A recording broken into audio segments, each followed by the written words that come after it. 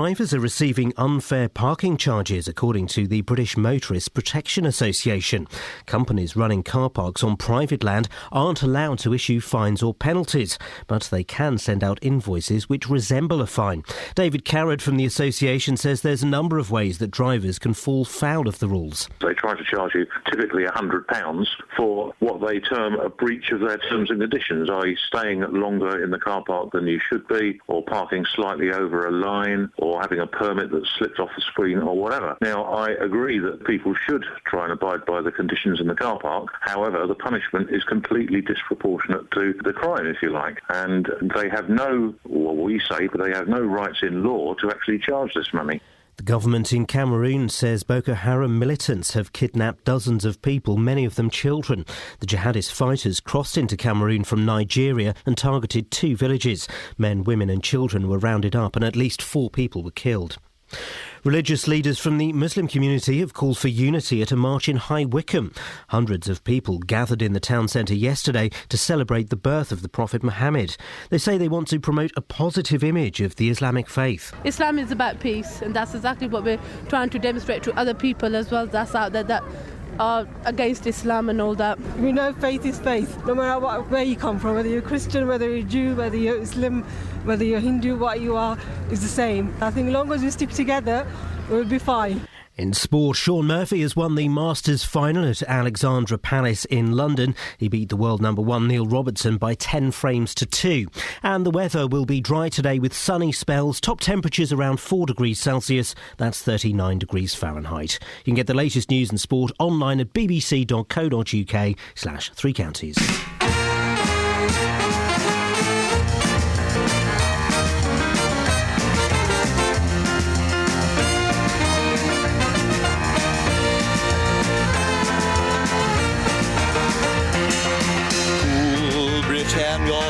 Britannia, you are cool. Take a trip.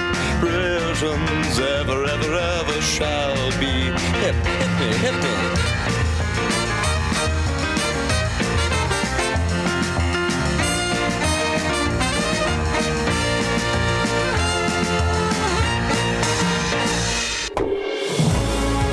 Morning. Car delays. Overstays. Oh, delays. Oh, delays. Trying to think of a few more, Kath. Trying to think of a few more. Winning ways.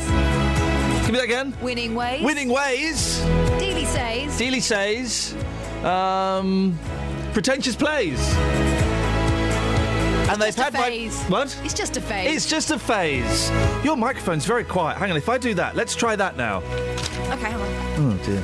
Yeah, hi. Hey.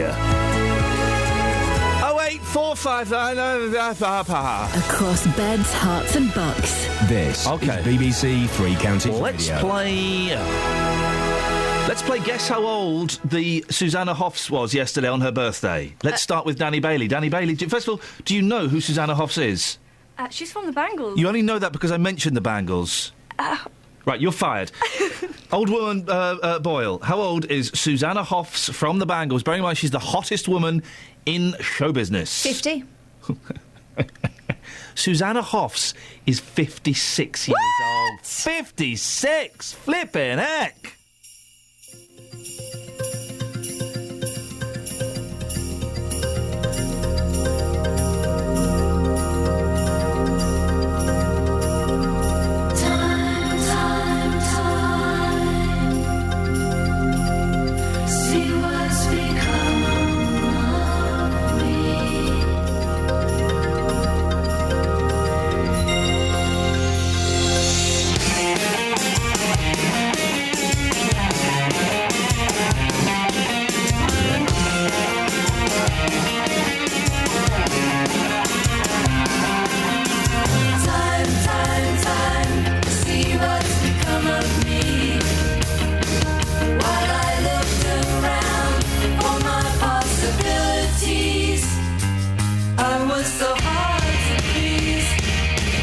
Look around, leaves are brown, and the sky is a hazy shade of winter.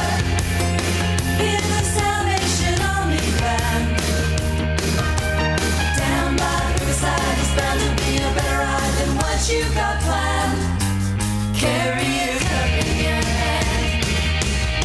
around, leaves are brown, and the sky is a hazy shade of winter. Hang on to your hopes, my friend. That's an easy thing to say, but if your hopes should pass away, simply pretend that you can build them again. Look around, grass is high, fields are ripe. It's the springtime of my life.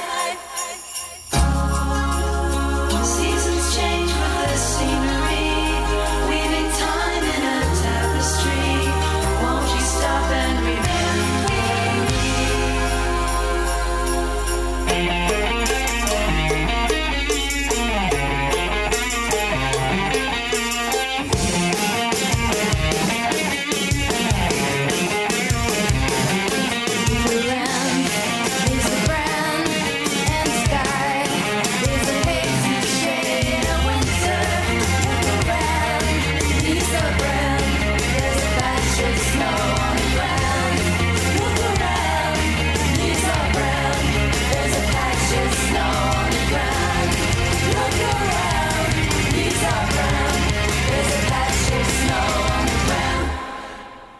Echo, echo, echo, echo. That sounds good, that, the Bangles. And if there's a patch of snow on your ground, give us a call. 08459 455 555. Local and vocal. I love the Bangles. Susanna Hoffs, the most beautiful woman in the world. 56 years old, yeah, and I'd still buy her a drink. I got to interview the Bangles once, and even the ones that look like fellas were hot in real life. Worth knowing. Are you allowed to tell that story to me, to the listener that you just told to me? That song. It's me that comes out bad. It does. Well, that's what that song reminds you of. Dumping my first boyfriend. And why? This is brilliant. Why were you going to dump? Why did you dump your first boyfriend? He was a bit quiet and a bit too nice. No. Why did you? He smelled a bit funny, and he smelt funny. Well, yeah, he had like. He used to come round and I would think, oh gosh, I feel sick. Yeah. I feel sick with that smell. What is it? Yeah. Anyway, so I dumped him and the smell persisted. Turns out it was my mum's plug-in. You dumped a lad because of your mum's plug-in. So sorry, Richard. But it would never have worked anyway. It's probably better off without me. It's one of those long shots, but we'll take a punt. The best reasons for dumping someone, please. 08459 455 555. Can anyone beat dumping someone because of their mum's plug-in? I mean, it's going to take some going, isn't it? 08459 455 555. This is Yasmin Khan on BBC Three Counties Radio. What? Yasmin, what on earth are you doing now? Oh, I'm choking with emotion. The thought of Yasmin taking my slot, please don't. A Buckinghamshire woman says she was forced to call the police to restrain her husband despite repeated pleas for help managing his dementia. June Stratford-Williams contacted the Milton Keynes Community Dementia Service when her husband Nick became confused and uncooperative. Well, she says she was left to cope with his increasingly difficult and violent behaviour for weeks. Catherine Boyle's got more on this. Catherine? Yes, I have. June came in with her husband Nick a few months ago, and we weren't here. Do you remember? I do remember. Remember, we weren't here. Justin spoke to them, didn't he? Justin spoke to them, yeah. And she came in last year with her husband Nick. We spoke to her about the fact that Nick had early onset dementia, so he's quite a young man, and people don't assume that that's what he's suffering with. Yeah. So he was diagnosed when he was just 58. He's now in his 60s, and now June's got in touch with us again because she's angry and upset about the way that her case has been dealt with by the Milton Keynes Community Dementia Service. So what more do we know about what happened, and why is June demanding an apology? Well, June says that the problem first started to be noticeable on the 7th of December. Nick started to act out of character and became confused and uncooperative. Now, June at that point contacted a local Alzheimer's Society in Milton Keynes, and they felt it was an urgent situation. And the Community Dementia Service in Milton Keynes is jointly run by the Council and the Health Trust. I have a statement from them later, but this is what happened from June's point of view. She was left with the impression that Nick's case was being dealt with by them and that they would have a case meeting and draw up an action plan. Mm-hmm. But she didn't hear anything for weeks. And then last week, Nick's condition got worse to the extent that she had to call in the police to restrain him, and he was sectioned under the Mental Health Act. So what happened? Well, this is what happened on Wednesday. Nick got even more agitated and confused, and June got to the point where she felt she couldn't handle it on her own. She says he wasn't violent, but she just couldn't work out a way to calm him down. She says she called the police, who restrained him, and he was sectioned under the Mental Health Act. She says it was really distressing for both of them. Nick then went on to the specialist mental health unit in Milton Keynes. It's the Campbell Centre. And then what happened? She says that once that Nick was in the unit, he had these medical tests which found that he had an infection which could have contributed to his worsening state. She believes that if that had been detected earlier and if his case had been dealt with urgently, they wouldn't have got to this point. They wouldn't have had to call in the police with all the distress that involved. Now, I can see we've got a very long response here. Who's this from? This is from the Community Dementia Service. It's one of the so-called integrated services, so that just means it's a joint effort by a number of organisations, including Milton Keynes Council. It's overseen by the Central and North West London NHS Foundation Trust, and they're the ones that sent this statement. Go on. It's from Lorna Payne, the Divisional Director of CNWL, who manage the service. She says, this sounds like a truly awful series of events for Mr and Mrs Stratford-Williams. We are taking care of Mr Stratford-Williams now, and we will make a plan with Mrs Stratford-Williams about his future care. We are sorry about the dislocations. Interesting word. But guys, why don't you write in English? They've experienced. We're investigating the matter, which appears to cover a number of organisations and staff. It's not our fault, Gov. These services should be seamless and comprehensive from the point of view of the patient. But sometimes things do go wrong, and the purpose of an investigation is to find out what will make this not happen again. In particular, were there any contacts or opportunities we had to make a difference? We'll provide an explanation and a plan to Mrs Stratford-Williams. We hope that Mrs Stratford-Williams will work with us to help iron problems out for her husband and herself, but also for other people too.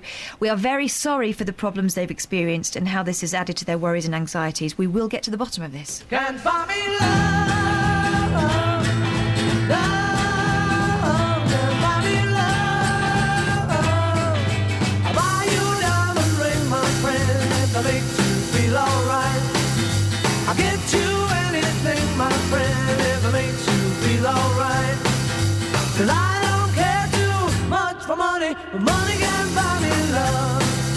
I'll give you all I've got to give if you say you love me too. I may not have a lot to give, but what I got I'll give to you. I don't care too much for money, but money can buy me love, can buy me love. Everybody tells me so, can buy me love. No, no, no, no, say you don't need no diamond rings, and I'll be satisfied.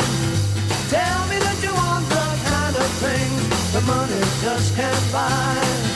I don't care too much for money, money can buy me love. Buy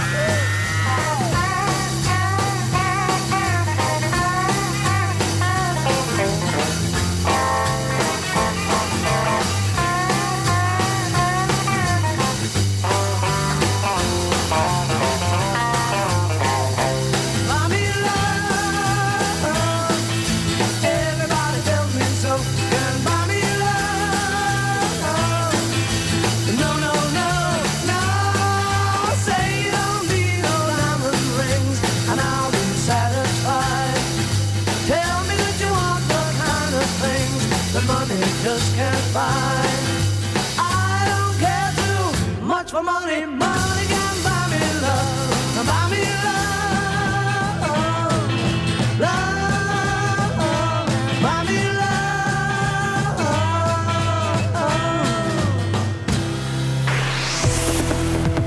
love. Travel news for beds, cards, and bugs. BBC Three Counties Radio.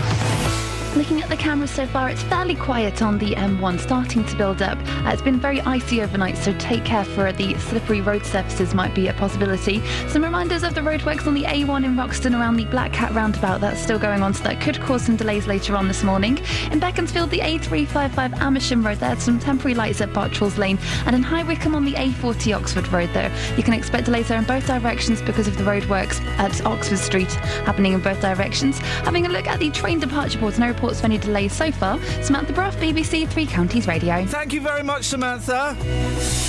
Who's been messing with my knobs? My knobs are all over the place. Sounds very strange from my ears. Never mind, as long as it's, 6:16, it's Monday the 19th of January. I'm Iain Lee. These are your headlines on BBC Three Counties Radio. A woman from Milton Keynes says her husband wasn't given the right care for his dementia after the police were called to restrain him. It's being claimed that thousands of drivers are being sent letters which look like official parking fines when they aren't. And religious leaders from the Muslim community have called for unity at a march in High Wycombe at the weekend. BBC Three Counties Radio.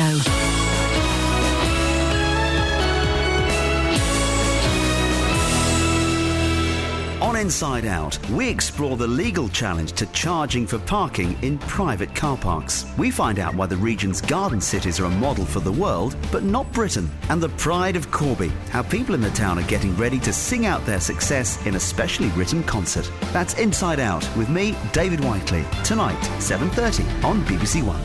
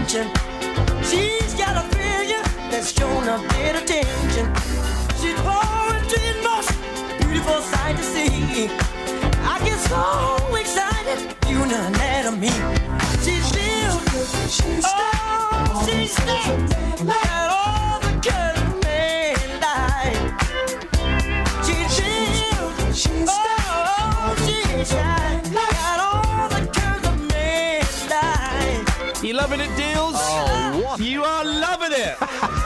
It's that Carl Carlton again, isn't it? It's Carl Carlton. Oh, yes. Wonderful. She's a bad, bad Gemma.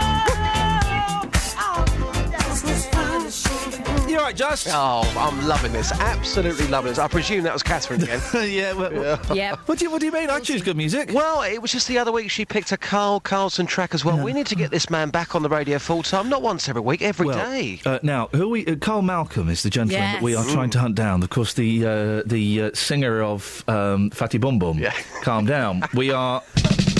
Wind it. Irene. There's nothing like white middle-aged people trying to say black phrases during a reggae song, is there? I love it. Anyway, this is Carl Malcolm. We're trying to hunt him down. And we're... Boom, boom, calm down. And we're taking the search international, aren't we? We are, yes. Say we, you are, Justin. Yeah, normally, of course, I take it to the streets. It's become quite a famous feature on our radio station, Three Counties Radio. Well, we are taking this across the world. We are looking for Carl Malcolm. We believe he's in the Caribbean somewhere. I'm going to be taking it to the beach. Oh, he really is! I am going to the Caribbean looking for this reggae legend. Calm down! Sweet sugar dumpling. And listen, if he's anywhere near that beach, Justin, there is no way you are going to let him escape, is there? No, and my mission as well is to get a steel band to perform Hey Fatty Bum Bum in their own individual way. Fantastic. If any steel bands want to take us up on this offer of getting you to do some work for no money, then 08459 455 555. Hey, Justin, this is kind of a thing that we're throwing out. Catherine, and I know the answer to this, actually, I've just remembered. Catherine dumped a fella. Why? Just tell Justin why you dumped him. He smelt funny. He kept giving me a headache with his aftershave. There were other problems. Aftershave? He probably wasn't even shaving, was he? Let's be honest. No, there were other problems in that. Well, I was about 14. Yeah. But, so it was stuff like his trainers and that. But it was mostly this smell, and it used to give me a really banging headache. By the time he went, I was thinking, ugh. So I, there was some soul searching, and I didn't enjoy dumping him. And then when he went, I realised the smell had lingered, and it was my mum's plug-in. She dumped a fella because of her mum's plug-in, In fact, Dealey. it might not have even been a plug-in. It might have been one of them toadstool things. Oh, the toadstool. Justin, you dumped a woman because she laughed at your CD collection. Yeah, she came round, and to be fair, she was a lovely girl, very, very attractive. It's very fair of you to say that. She came round, she looked at my music collection, and she went, "Don't tell me that's in alphabetical order, like." Oh, right, she's one of them, was she? She was one of them. I said, she was a beautician. And I said, yeah, why? She went, so sad. I went, get out. That was it. Seriously. You turfed her out? It was as simple as that. And funny enough, she must have heard me talk about this about 6 months ago, because she tracked me down on Facebook, and I was thinking, oh dear. You changed those CDs yet, Just? No. All right, bye. Not going to let you poke me then. That's what they do on Facebook, isn't it? It's poking, isn't it? Yeah, there was certainly no poking going on back then. Excellent. She had her chance, and no poking recently. Yet. If anybody wants to, we're just on the right side. We're looking over the edge, but we're just on the right side. If anybody wants to tell us the best reasons that you dumped someone or you were dumped, 08459 455 555. Now, you got a busy morning this morning, Just. I have. Loads to talk about. We'll catch up with you again at 10 to 7. But parking. If you've ever been stung with a parking fine, dear listener, somewhere that you maybe thought was free, there could be a ray of hope. The British Motorists Protection Association, the BMPA, is challenging the owners of car parks which are free for a couple of hours, then sting you if you overstay, some with £100 penalties. Dealey, you've been looking into this. You've been to a free car park in Boreham Wood. What have people been saying to you? Well, I took the radio car into this car park on Friday. It's the Boreham Wood shopping park there. And straight away, people were coming up to me saying, what are you doing here? Is it about this car park? Well, yes, it is about this car park. Now, this particular car park is free for 3 hours, which you may think, well, 3 hours, that's quite good. But you've got a whole variety of restaurants there. You've got a Debenhams there, a New Look. So it's a big retail park. And people were telling me their stories. That this man up first, one of his friends, he got caught out. They literally stayed for about 3 hours, 3 minutes, something like that. Was rushing back purely because they had a hair appointment. It went on for a little bit too long, and then, got done, really. So, yeah. So it's not really free parking, is it? Not really. It does seem to be a bit of a frustration. People saying 3 hours, is it long enough? Do you think it's long enough? Not personally, no. I think it should be maybe an extra hour or something. Definitely, yeah. And also, you get fined if you leave the car park and then come back. So if you've left something at home and you come back in, again, within those 3 hours, you're going to get a fine. Yeah, definitely, exactly. Yeah, ridiculous, isn't it, really? So did you find anyone, Justin, who had been fined? I did, and I'll tell you what's crafty there. We kind of mentioned it towards the end there. Let's just say you go into this retail park and you think, oh, I've left something at home. Yeah. So you park up, you go and get your card or your cash or whatever, you come back. If you go back into that car park within 3 hours, you get an £85 fine. Oh, that is a lot of people, isn't it? A lot of people have been caught out. Sneaky deaky. This man here again went to the retail park for a day out and he got caught out, he got fined. Take a listen. So we came at about 9 o'clock in the morning. We did some shopping. We went to the gym. We went to Costa, had a coffee. We thought we were in 3 hours limit, and all of a sudden we got a leaflet in the post, a warning that we had gone 12 minutes over the 3 hour time. 12 minutes. And they fined us £85, which if we paid within a week or 2 weeks, it would be reduced to £50. So we paid that immediately online. But it was for 12 minutes, they were very petty. It wasn't as we were parked 1 hour or 2 hours over time. We were actually parked 12 minutes over time, and they charged us £85 for that. When you got that fine, how did that make you feel? Not very good, because, it was the post-Christmas period, and between Christmas and New Year, and people were doing a lot of shopping. There were a lot of things to be done. Yeah. Needed to be a bit of understanding as to how much things needed to be done in the shopping park. There's a lot of shops that are on tap.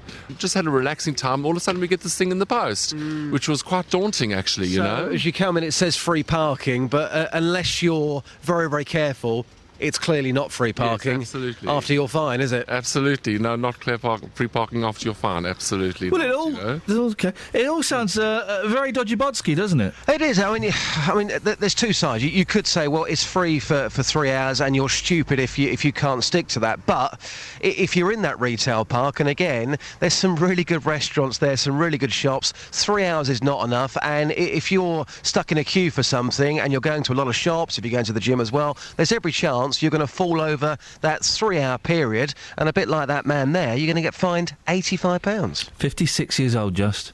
Who? Susanna Hoffs. Oh. She's 56 years old. Where's this come from? It's her birthday yesterday. Oh, right. Makes me feel a bit old. I used to love Susanna Hoffs. Okay, fair enough. You're not a fan? Well, it randomly came out of nowhere there. How can you not be a fan of the Bangles, mate? Well, I am a fan. Well, then what's your beef? Sounds like you got beef. I'm giving you a fact, and you sounds like you got beef. You're throwing it back in my... You're spitting the fact back in my face. Stop fact spitting. I prefer girl bands with a bit of attitude. Spice Girls. Oh, you are having a laugh! What? The Spice Girls have got more attitude than the Bangles. Next you'll be saying Little Mix... is that their name, Little Mix? I believe so. Next you'll be saying Little Mix are more trouble than the Go-Go's. Nope, didn't say that. I'm just saying that the Bangles were, Manic Mandy, come on. Yeah, all right, okay, good track. But the Spice Girls, they came out, it was all about girl power, and they had attitude. They lied. Those girls are the reasons why me and my generation are disappointed. The thing about the Spice Girls girl power, it was manufactured by men. The Bangles they were playing their own instruments and doing it for themselves. I'm not saying they weren't talented. Clearly they were talented, but there was no attitude. If I met the Bangles, I could ask them anything and I would get an answer. When the Spice Girls came along, if I was to ask them anything, I would get a slap. I'm sorry, Matt, I'm going to have to let you go. Okay. Thank you, bye-bye. Bye. Can you believe that? The Spice Girls have got more attitude than the Bangles. I want to hit him with a stick. Travel news for beds, cards and bugs. BBC Three Counties Radio. In Biggleswade on the A1 southbound, there's a lane closed because of an accident between the Sainsbury's roundabout and the Home Base roundabout, so that's looking a bit slow. In High Wycombe on the A404 at Marlow Hill, it's moving fine through the roadworks at Marlow Road, but it could get busy later on. Checking the speed sensors on the North Orbital Road, that's looking quite busy now at the M25 junction 21A roundabout. And no reports of any delays on the M25, but the A1M southbound towards London's looking quite busy around junction 7 for Stevenage. No reports of any problems so far on the trains. Samantha Bruff, BBC Three Counties Radio. Across beds, hearts and bugs. This is BBC Three Counties Radio.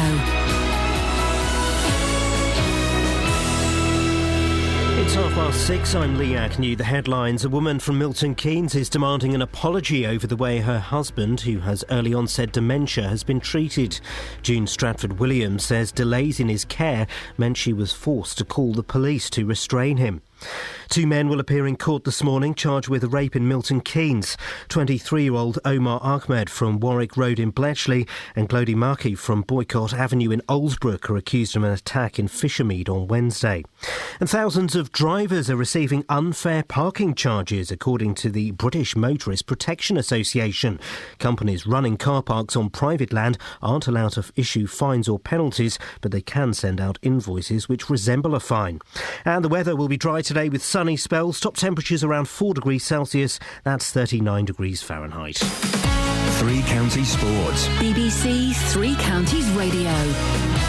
Watford remained 6th in the Championship after a 5-0 win at Charlton. MK Dons moved up to 3rd in League One with a 1-0 victory over Sheffield United. The Dons boss, Carl Robinson, is hoping to strengthen his midfield side before the end of the transfer window. Once you know you can try and compete now we're looking to go and dominate games, and we can be a little bit more forward thinking and a little bit more going for the throat to an extent, and certain games trying to score more goals. So they're little key areas that will allow us to do a little bit more offensively. I still want to bring players in, obviously, in certain areas. Obviously, there's a number of midfield we still need cover, as we showed you today. We still need maybe a wide player, and if we can bring another wide player in, I think we'll be in a very, very strong position. In League 2, Luton Town beat Plymouth while Wycombe drew with Bury. Stevenage moved into the playoff positions after a 2-0 win at York. Manager Graham Wesley says he's looking to keep his squad consistent. I'm always looking at my squad and looking to freshen it up and improve it and take it in a positive direction, always looking to do it. I think the minute that you get stale, you get complacent, but at the same time I think there's great value in having a group of lads who are operating as a team, who are becoming better organised, who are starting to understand the values that I hold dear and are starting to play to those values. So, you want consistency, you don't want to keep chopping and changing. In tennis, Andy Murray got a straight set win over India's Yuki Bambry in the Australian Open. Afterwards, he paid tribute to his fans. Every time I've been in Australia, support's been fantastic and really appreciate it. It's nice to play. Obviously, this is the first time playing with this roof. It's a beautiful court to play on, and yeah, it's great to play in front of a full crowd today, and hope I can keep it up.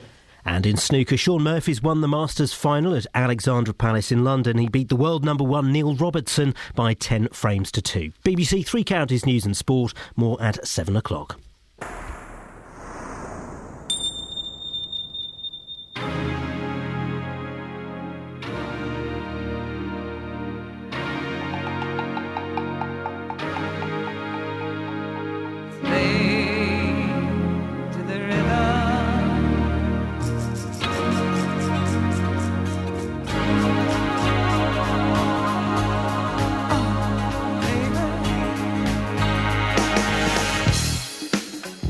I'm just playing around, baby. Wherefore days, men who know wheels must turn to keep the flow. Build on up, don't break the chain. Sparks will fly when the whistle blows. Never stop the action. Keep it up, keep it up. Never stop the action. Keep it up. Work to the river. Live to the river. Love to the river. Slave to the river.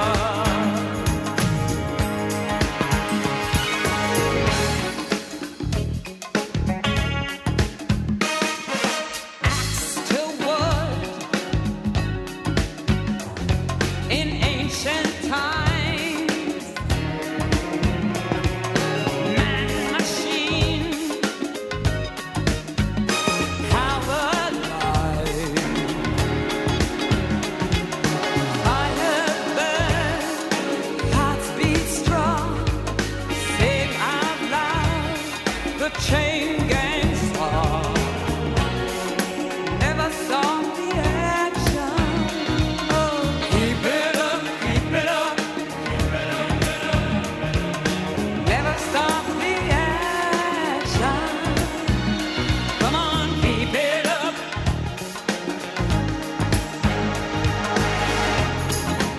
free to the river. Dance to the river. Work to the river. Live to the river. Love to the river. You slave to the river.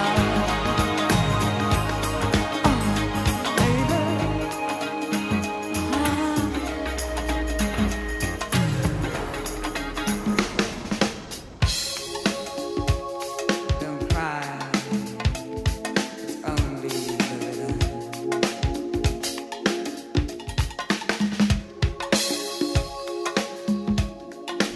Morning, this is Iain Lee, BBC Three Counties Radio.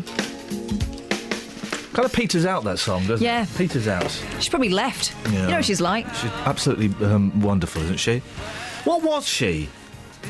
Was she a model? I think so, yeah. That then became a singer and then became an actress? Yeah, but she's just a character. She's just one of them characters. Fruitcake? You fruitcake. Are there any fruitcakes in pop? Kim Fowley died. That name won't mean a lot to many of you, but in the 1960s and 1970s, he was one of the pop's finest fruitcakes. Oh, really? Yeah. Nowadays, you've just got kind of famous miseries like... Chris Martin. Well, and Van Morrison Ooh. famously don't like people. I don't like people. Yeah, but he shows it. You pretend sometimes.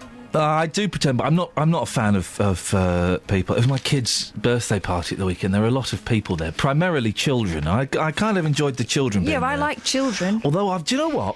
I've gone off kids. Why? Well, normally, in the past, I could have played with them for hours and loved it, and then I just couldn't be bothered. All these kids were trying to climb on me. I just went, hey, stop it. It's a bit rude. How well do they know you? Not that well. But I then don't like to be, mounted by anyone's child who hasn't known me for at least, I'd say, I think the cut-off point's about 3 months. I am a kiddie magnet, right? And kids come to me. They just sense something childlike within me. Childish. And there was this one kid that wanted to play with me the whole thing. I just kept going, go away. Oh. Go and find your mum's over there. Go on. He might not have had a daddy. It's not my responsibility. It's not my responsibility. That's why they like a fun dad. No, all these kids, and I left. I mean, the party was great. We had a great entertainer there who did all the bit. Hard work. Couldn't be bothered. I've gone right off kids. Well, tough. You've got them for at least another 18 years, and the way things are, they'll be living with you till they're about 40. Oh, well, we'll see. Hey, so I don't know if you've ever had piles. No. It flipping hurts. I've heard tell. Yeah, it really is thoroughly Normally unpleasant. From you. And a foreign crook up for deportation is still here. Do they not put rubber bands on them now? They do the banding. The banding is... Like a lamb's tail. It's so uncomfortable. Because it feels like you're about to go to the toilet all the time. Oof. And you just sit there. Anyway, don't want to go into too much detail. A foreign crook up for deportation is still here after claiming he could not leave due to piles. I'm on this fella's side. He's a fraudster. Jean-Claude... Did no one check? Jean-Claude Happy Suey was due to be kicked out last July but insisted he was unfit to fly. The authorities even sent him for a medical inspection to try to prove he could leave. Ooh. Did they have a look? Because the looking is the most humiliating thing. Particularly when you have your trousers around your knees, you're on your side with things pulled apart, and a group of people walk in, and the guy, who's not even a doctor, he's just a bloke, says, do you mind if we bring in some medical students? Who is this guy? I don't know. It's not a doctor that looks at it. It's just a bloke. Really? The pile inspector is just a bloke. It's just a bloke, and anyway. I'm on the. It's not often I'm on the side of foreign criminals. I'm on this guy's side because that hurts. The air pressure could lead to all kinds of mayhem. Oh dear. It's thoroughly unpleasant. What you got?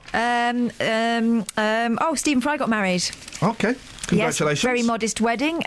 Good. Next, we have. Apparently, you're supposed to have snowed. It's not. Now, everyone's banging on about... I've not been to the cinema for ages. There are a few films I want to see. The Drummer. What's it called? Whipsnade or something. I want to see the film about the drummer, Whipsnade. What's it called, Danny? The film about the drummer? I have no idea. What are you on about? It's a film about the drummer. It's called Whipsnade or something. Whipsnade or something. Anyway, I want to see that. I want to see the Grand Budapest Hotel again. I'm going to treat myself and get that on DVD. I haven't seen it. It's great. It's a great film. Isn't it good? Yeah. It's beautiful. It is. Oh, it's beautiful. It's one of those films, I was watching it in a cinema with only a few other people, and it did what art is supposed to do. It made me feel glad to be alive. I also did want to see American Sniper, Bradley Cooper, directed by Clint Eastwood, based on a true story. What's it about? Well, the Daily Mail have got a story here. The world's deadliest sniper.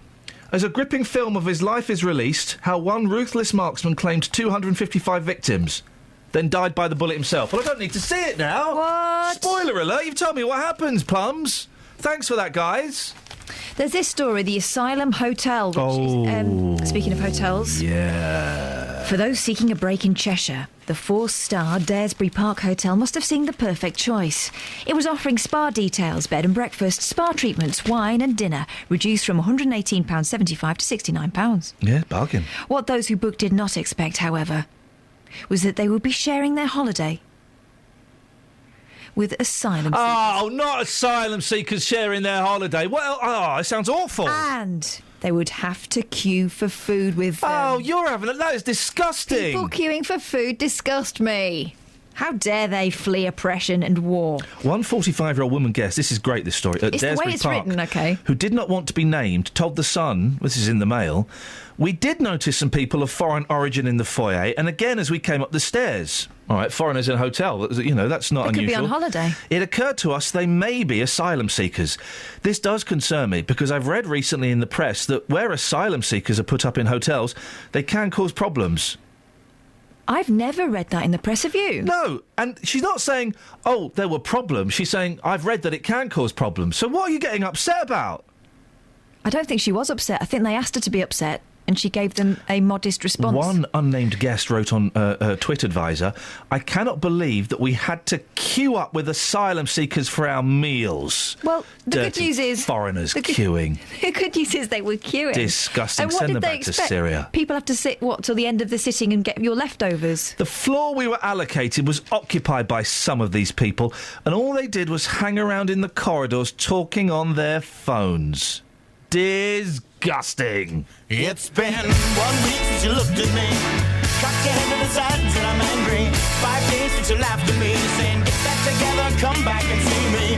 3 days since the living room, I realized it's all my fault but couldn't tell you. Yesterday you'd forgiven me, but it'll still be 2 days till I say I'm sorry. Hold it now and watch a hoodwink. Does it make you stop think? You'll think you're looking at Aquaman. I summon fish to the dish, although I like the chalet Swiss. I like the sushi cause it's never touch a frying pan. Hot like wasabi when I bust rhymes. Speak like Leanne rhymes because I'm all about value. Bert Camper's got the mad hits. You try to match wits, you try to hold me but I bust through. Gonna make a break and take a fake out like a sink and ache and shake out like vanilla. It's the finest of the flavors. Gonna see the show cause then you'll know the vertigo is gonna go cause it's so dangerous you'll have to sign a waiver. Can't I help it if I think you're funny when you're mad? Trying hard not to smile though I feel bad. I'm the kind of guy who laughs at a funeral. Can't understand what I mean, well you soon will. I have a tendency to wear my mind on my sleeve. I have a history of taking off my shirt. It's been 1 week since you looked at me, threw your arms in the air and said you're crazy. 5 days since you tackled me, I still got the red burns on both my knees. It's been 3 days since the afternoon, you realize it's not my fault that I'm only too soon. Yesterday you'd forgiven me, and now I'll sit back and wait till you say you're sorry.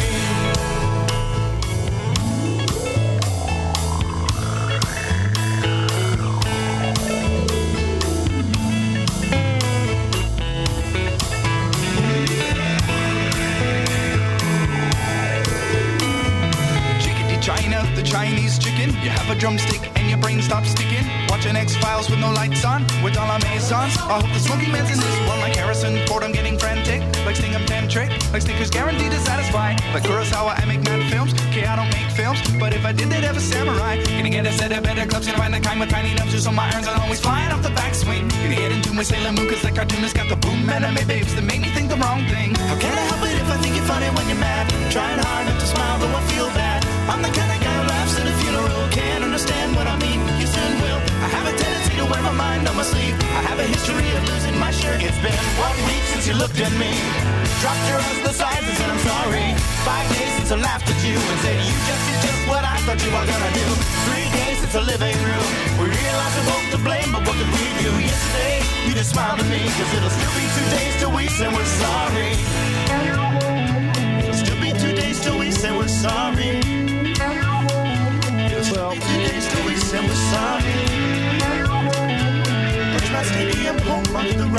Talking about the asylum seeker hotel, Iain on Twitter sums it up perfectly. Some asylum seekers moved in near me the other day, then it rained, and the council just won't help. Travel news for beds, cards and bugs. BBC Three Counties Radio. In Biggleswade on the A1 southbound, there's a lane closed because of an accident between the Sainsbury's roundabout and the Homebase roundabout. That's affecting southbound because of an accident between a lorry and a car. So the queues are starting to build up there. In Milton Keynes, a reminder of the roadworks on the A421 Standing Way. They're in place between around the Kingston roundabout, so expect delays, but it doesn't look too bad at the moment. Looking at the motorways, the M25 anti-clockwise is starting to get quite busy between junction 21 for the M1 and 25 for junction 19 for Watford. And the M1 southbound's looking very busy now between junction 10 for the Luton Airport Spur Road and 9 for Redbourne. No reports though of any problems so far on the trains. Samantha Bruff, BBC Three Counties Radio. Thank you, Sammy. 6:46, Monday the 19th of January. I'm Iain Lee. These are your headlines on BBC Three Counties Radio. A woman from Milton Keynes says her husband wasn't given the right care for his dementia after the police were called to restrain him. It's being claimed that thousands of drivers are being sent letters which look like official parking fines when they aren't. And religious leaders from the Muslim community have called for unity at a march in High Wycombe. Let's get the weather. Here's Kate. Beds, hearts and bucks weather. BBC Three Counties Radio. Good morning. It's a bitterly cold start to the new week. Some of us have some frost, some of us don't, but the Met Office do have a yellow weather warning in place for ice, particularly for parts of Buckinghamshire. Elsewhere, it is very cold, temperatures ranging between -1 and 1 Celsius at the moment, so it is touch and go whether you're scraping ice from your windscreen or not. Could be some icy stretches out there, but also some freezing fog as well. Sunshine developing through the course of the day, turning perhaps a little cloudier later, but the maximum temperature only 4 Celsius, so bitterly cold this afternoon as well. Now, once the sun sets, a widespread frost will set in fairly quickly. Bit of mist and freezing fog around as well, and the minimum temperature down to -3. Similar day tomorrow, cold and frosty start, freezing fog patches, quite slow to clear tomorrow, and then the cloud will start to move in through tomorrow afternoon. On this cloud, we could get 1 or 2 wintry showers, particularly over higher ground where it could fall a little sleety or a little snowy. Maximum temperature tomorrow, similar 4 Celsius. That's your forecast. Every weekday from 3. Let's talk about your story. They're little globules of it's chocolate. What is that sticking out of that? That's the abdomen of the ant. Roberto Perroni. Film critic Richard Fitzwilliams, welcome to the programme. Richard, will you be watching Rambo 5? They are unsubtle, they are silly, and they do not appeal. Overweight people are being ignored, humiliated and insulted on a regular basis. When you're in the supermarkets, people watching what you're picking up and passing comments. Can I ask you, Claudette, what does it cost to have a cycle of IVF when you decide, well, I have to have children? It all totalled to nearly £25,000. When you're in such a low and desperate place, you'll do anything. Roberto Perroni on BBC Three Counties Radio. You all right, Dills? Hey, boss, how are you? Yeah, I'm still smarting a bit. Why? Just your snub earlier on, mate. It don't matter, but when Susanna Hoffs comes on the show, you can't speak to her. No. I put a more rocky Susanna Hoffs in for you. I don't know if you wanted to demonstrate. Should we have a bit of a dirtier Susanna Hoffs, and then we'll discuss? Yeah, OK, no problem. All right.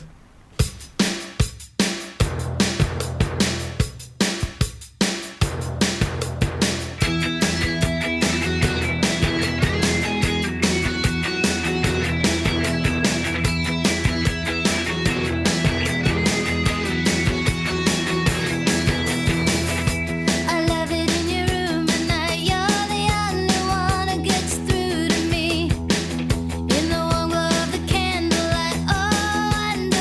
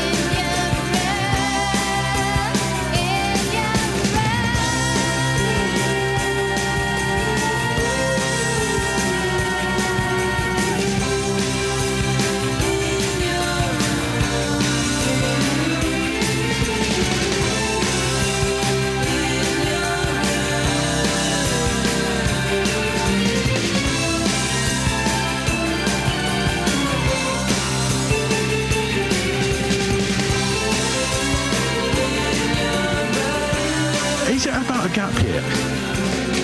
That's what I'm talking about, Dealey. Now tell me the Spice Girls have got more attitude than attitude. Yeah, I'm telling you, the Spice Girls have got more attitude than the Bangles. What's that song actually about? About being in her room and having it away, probably. Right, yeah, probably. You see, the Spice Girls, if you want to be my lover, you've got to get with my friends. What's that? Fact, OK? Surely, if they get with your friends... No. What that's saying is, if you want to be with me, you've got to get on with my friends. If you don't like my friends, that's it. Goodbye. Two become one. Put it on. We all know what that one's about. Right. Again, dealing fact, not fiction. Mama, I love you. They sung songs that we could all relate to. I've just been sent... Stop right now, thank you very much. I've just been sent a clip of Susanna Hoffs. Yeah. Oh, from a film, The All-Nighter, where, if I remember correctly, this scene, if I just jump... She's wearing a vest. No. There we go. I remember that. Dancing in her pants. Yep, I remember that. I remember watching that at my nan's. Everyone gone to sleep. All women do that when they're getting dressed. Did you not know that? Justin! That whole thing. So much we could talk about. Yeah, I think I know which road you're going to go down. Not the reggae route. Well, it could be the reggae route. It's in bizarrely, this is in it's in lots of the papers. The Fatty Bum Bum. I've got it in the Telegraph. Which paper have you got it in? I saw a hilarious cartoon of a hippo in a headmaster's. A big bottom is behind a baby's clever brain. Okay. How a mum's curvy thighs help her baby's brain develop. A secret. Which one's that? In the Mail. You do it from the Mail, because it's although it's the same thing. I'll do the first line from here, then you take over. From the Telegraph. The secret to intelligence lies in the female bottom, scientists have found. The age-old riddle of why women are fatter than men may have been solved. They need curvy thighs, hips and buttocks to make their babies intelligent, a study claims. So if you've got a fat bum... Yeah. And you're a mum... Yeah. Then your kid... is going to have some brains. Apparently, these fat banks play a vital role in fueling the development of newborns' brains. I've made a few deposits in a fat bank. Breastfeeding, according to academics. What does that mean? I don't know, it sounds disgusting. It does sound disgusting. I didn't mean it to sound like that. Anyway, that's why my kids are clever. You need lots... Look at this, as a scientist says, Professor Will Lassick. Yeah, don't bother finding a cure for cancer. Just go around studying women's bums.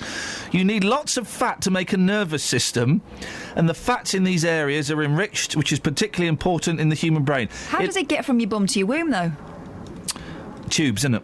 Oh, right. It looks as if women have evolved to accumulate these fats and hold on to them until a baby arrives. Justin. This has got street potential. Yeah, it's going to put you in an awkward position, though, mate. It could put me in a very awkward position.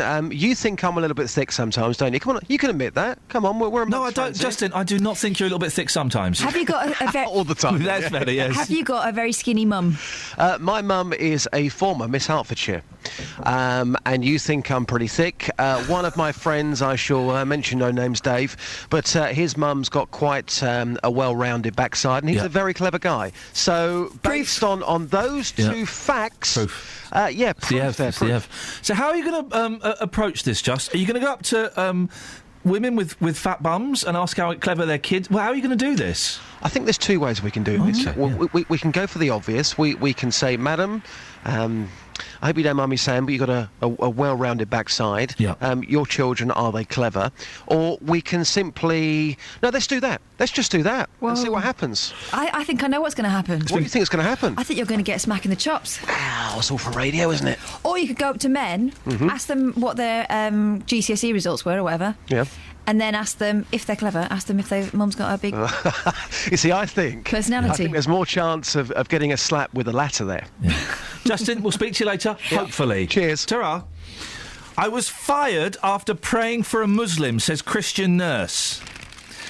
A Christian nurse says she was suspended for harassment and bullying after praying for a troubled Muslim colleague. Victoria Wasney is taking an NHS trust to employment tribunal. She claims her Miss Wasney, a senior occupational health therapist, said she asked fellow nurse Enya Nawaz if she could pray for her, saying, "God, I trust you will bring peace and you will bring healing." She's a born-again Christian. Now, without knocking anybody too much, born-again Christians are quite... Evangelical, I think, is the word. You're right. I was going to say annoying, and that's unfair. No, I find them annoying. That's an opinion. I think I'm allowed to express opinions here, anyway. They are quite intense in their spreading of the word. Well, they found the good news, and they want to help you to find it. That's the way they come from. She said she merely offered Miss Noaz a shoulder to cry on. She was very emotional and tearful and was talking to me about her fear of dying. I put my hand on her knee to comfort her and prayed with her, asking God to heal her. She also gave her a book about a Muslim woman who became a Christian. Oh. And I just... It seems a little heavy-handed. I see what the Mail is trying to do here. They're trying to make us think, I believe, that Muslims are oversensitive. Because for Muslims are oversensitive and unaccepting of this country's religion. Well, let's change it round. OK, so if the nurse in trouble had been the Christian and the Muslim nurse had been praying for her and then given her a book about someone who'd converted to Islam from Christianity, how would we read that? Yeah, exactly. 08459 455 505. We've noticed you don't start calling in until 7:30, so I don't quite know why I'm giving you the phone number, but your thoughts on this, please. Paul's wrong. Oh, hello, Paul, you're right. Hello, Ian, good morning. Paul, can I come... I didn't see you there, mate, and my fault, you've been there for ages. Can I come to you after the news so you get a fair crack of the W? If you like to, yes, no problem. You sound disappointed. Now you sound happy. Travel news for beds, cards and bugs. BBC Three Counties Radio. In Biggleswade on the A1 southbound, there's a lane closed because of an accident that's just before the Sainsbury's roundabout, and it's causing queues to Bedford Road all the way from Sandy southbound towards the Sainsbury's roundabout. On the having a look at the roads in general, it's looking not too bad, but it's been a very cold night, so be careful of ice on the roads. On the motorways, the A1M southbound's looking quite slow between junction 8 for Hitchin and 7 for Stevenage, and the M1 southbound's very slow between junction 11 for Dunstable Road and 9 for Redbourne. Checking the M25 and anti-clockwise, that's starting to look very slow between junction 21 for the M1 and 19 for Watford on the cameras. And on the train departure boards, no reports of any problems so far this morning. Samantha Bruff, BBC Three Counties Radio. Thank you, Samantha. What are you doing, Kath? I'm politely waiting for you to finish before I leave. Yeah, I mean, go and I'll see you after the show. Yeah, but I don't want to slam the door on air. Because I will slam it. Go on then, try and slam it. You know what I'm like? You can't slam it, it's air cushioned. All right, let me try it. Oh. So you can't slam it, it's air Oh, flipping, actually you can slam the air... Oh, dearie me. How rude. Local and vocal across beds, hearts and bucks. This is BBC Three Counties Radio.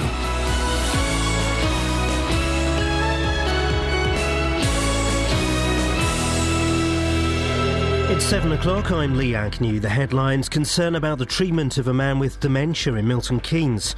2 men charged with rape in Buckinghamshire, and Muslims hold a peace march in High Wycombe. BBC Three Counties Radio. A woman from Milton Keynes is demanding an apology over the way her husband, who has early onset dementia, has been treated. She says delays in his care meant she was forced to call the police to restrain him.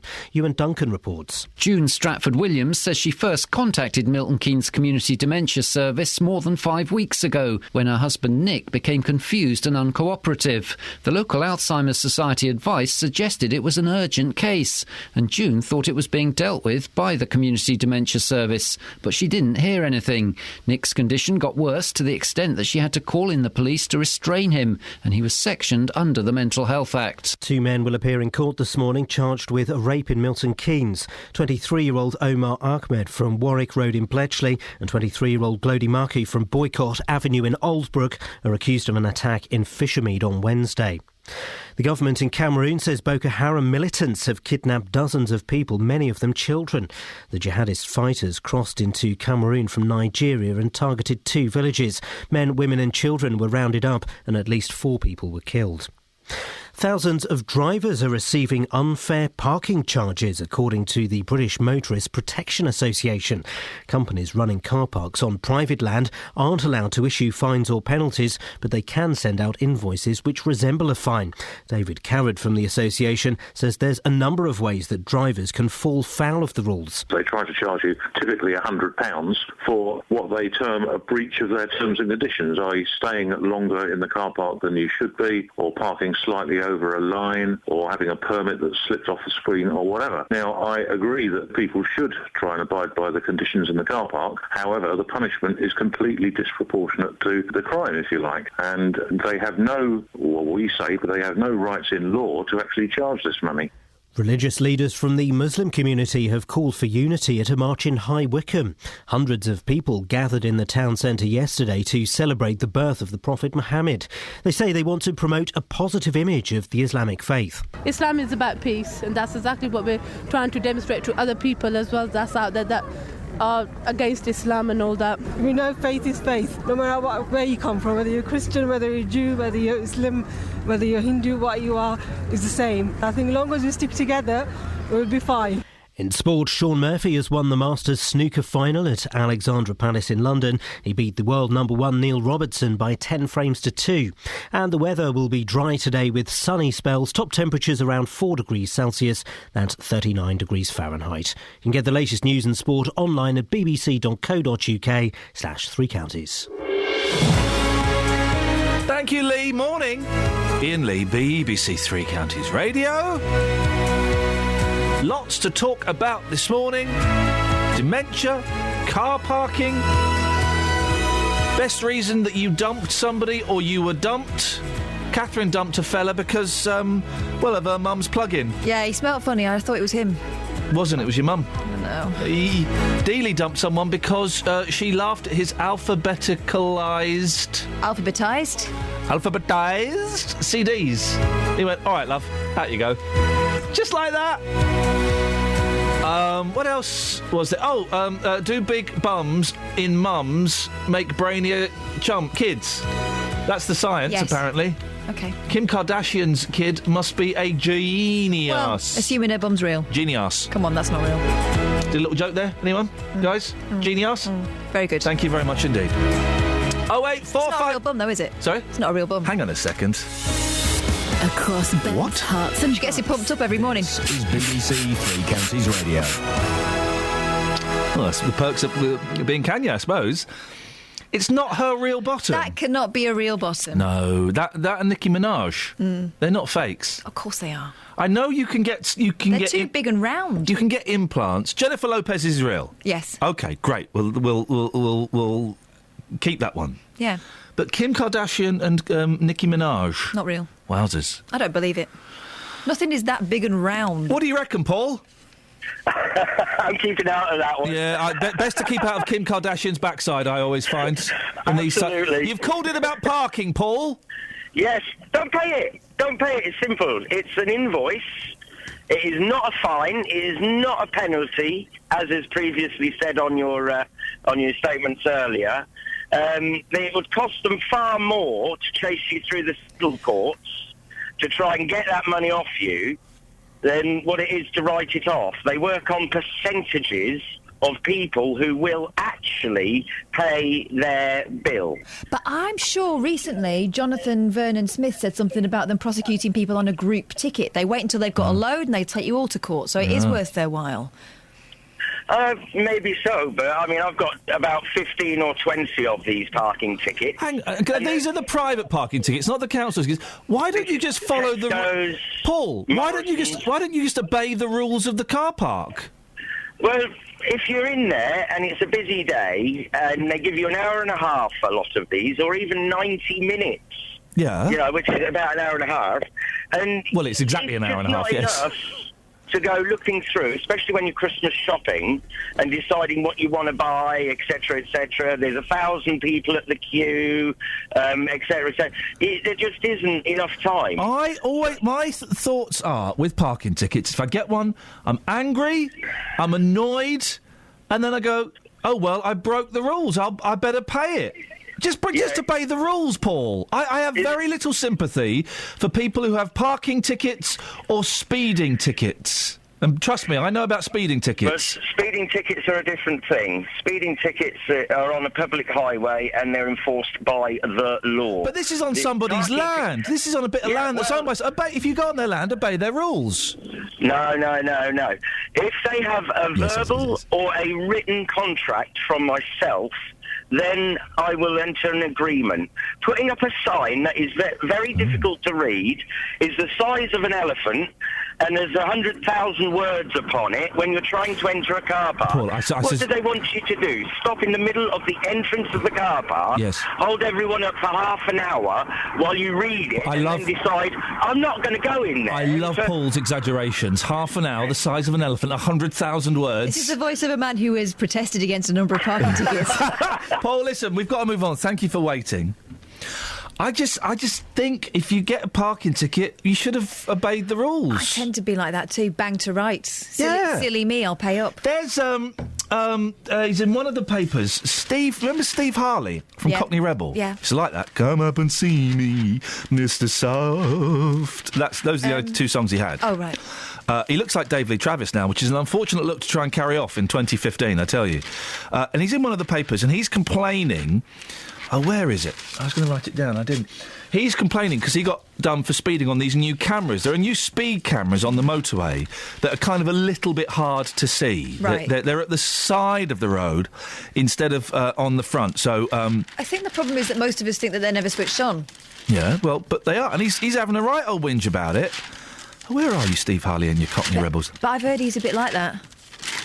What? Harley. Miserable? Bit of a Well, he's saying so he's got a £1,000 fine. Well, hang on a minute. What did he do? How is it? I wish I could find it. Hang on a minute. We'll move on in a second. I just want to find this because it's. Here we go. There we go. It's in the Sun. Rebel Rage. Cockney Rebel star Steve Harley, who does look like David Lee Travis in that photograph. He does. I really would shave that beard and get some bigger glasses. Has slammed Big Brother's speed camera technology after being hit with a £1,000 fine. The Make Me Smile singer was caught on camera doing 70 miles per hour after failing to spot that the speed limit had dropped from 70 to 40 on the M25.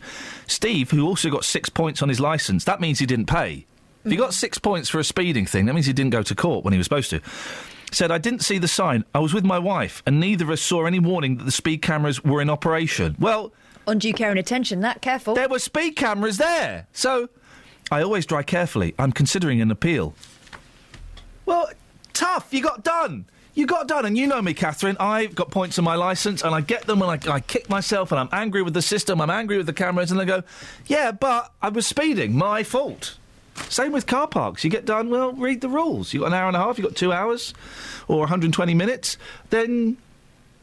08459 455 555. Am I being a little bit harsh? Across beds, hearts and bucks. This is Iain Lee. BBC Three Counties Radio. Ah, OK. A Milton Keynes woman says the local dementia service's failure to act allowed her husband's condition to spiral out of control. June Stratford-Williams had to call the police to restrain her husband, Nick, despite asking the community dementia service for help weeks before. It was only after Nick was sectioned that he was found to have been suffering with an infection that could have been making things worse. Well, on the line now, Linda Barnes from the Alzheimer's Society. Morning, Linda. Good morning. What is the community dementia service? Sorry, say that again. Sorry. That's right. What is the community dementia service? Well, honestly, here, and I don't know the term community dementia services. There are a number of services that do operate across Milton Keynes, unless she is talking about the local authority in any way. But unfortunately, I can't sort of answer how the service has failed her in any specific way. Really, I can't talk about the specifics. No, I wasn't. I was just asking you to if you knew what that was. No, I don't know that term. I know we run local services there, and I know there will be services through the memory service and also through the local authority and other organisations. How difficult is it for someone to care for someone with dementia at home? Oh, I would say it's very difficult for someone to care for someone with dementia at home. They go through all kinds of stresses and emotions, and they're there 24/7. So it's about how carers get the support they need. That's what we find, is more important. Many carers find, just having someone to talk to about the situation can help, and also, they also need to look after their own house as well, because often, carers are elderly themselves, and they need to think about how they're looking after themselves. So the carer will worry if they get ill as well as caring about their loved one. What sort of options are open to a partner if the person with Alzheimer's or dementia starts to get uncooperative, or in the worst case scenario, starts to get violent? Well, I think what people need to understand is what's causing that pain, or that anger or that aggression. It's about how we understand that, because the aggressive behaviour often being shown by someone with dementia is because there's something wrong, but they can't communicate. So it's about how we can learn to communicate with them. So what they're trying to do is saying, there's something wrong with me, you're not listening to me. It's a bit like a child, I suppose, when you've got children. Often they can misbehave because you can't understand what they're trying to say to you. So it's about having that, helping carers to understand and finding a solution. How much is of a problem is lack of resources in this area? Because it's a growing problem, isn't it? I think, it's a growing problem everywhere. So, and also, I think everybody's trying to do their best. But I think what we need to ensure is happening is people are actually getting a diagnosis, then they can go on and get the support that they do need. I think that's quite important. As to, how often this type of situation happens, there's no statistics around this, so that when people need help, if they're not going to get the right help, we haven't got any information about that. But we know that often carers will reach crisis point when they can't cope, and they're alone. Linda, I appreciate your time this morning. Linda Barnes from the Alzheimer's Society. Call 08459 455 555. BBC Three Counties Radio. Who's dicked around with my headphones over the weekend? I'm going deaf in here, and when you press it when I'm pressing it, the tinnitus goes up another notch. Have you got some texts for us, Catherine? I've got a couple here. Was the parking guy you had on in the news Bruno from the Ali G show?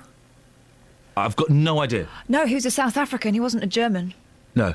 I think that's who you're referring to. Bruno was Austrian, anyway. Oh, was he? Yeah, I think so. Sorry. Sorry. I dumped a bird from Hitchin, says Gabby. There we go. I dumped a bird from Hitchin. Because she put a deposit on a wedding dress. Oh, blimey. Gabby from Hitchin. I'm 45 this year and still not married. Gosh, at what point do you put that deposit down? Yes. I'm guessing maybe after about... How long have you been together, Gabby? Can I just say, solidarity to my brother Jonathan Vernon Smith. Solidarity, brother. I'm with you on this. Every Monday. What's going on? He's sent...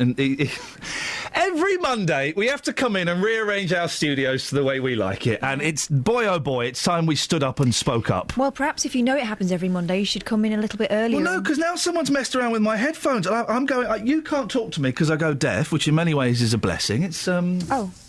Sorry? 08459 455 555. Let's get the trav.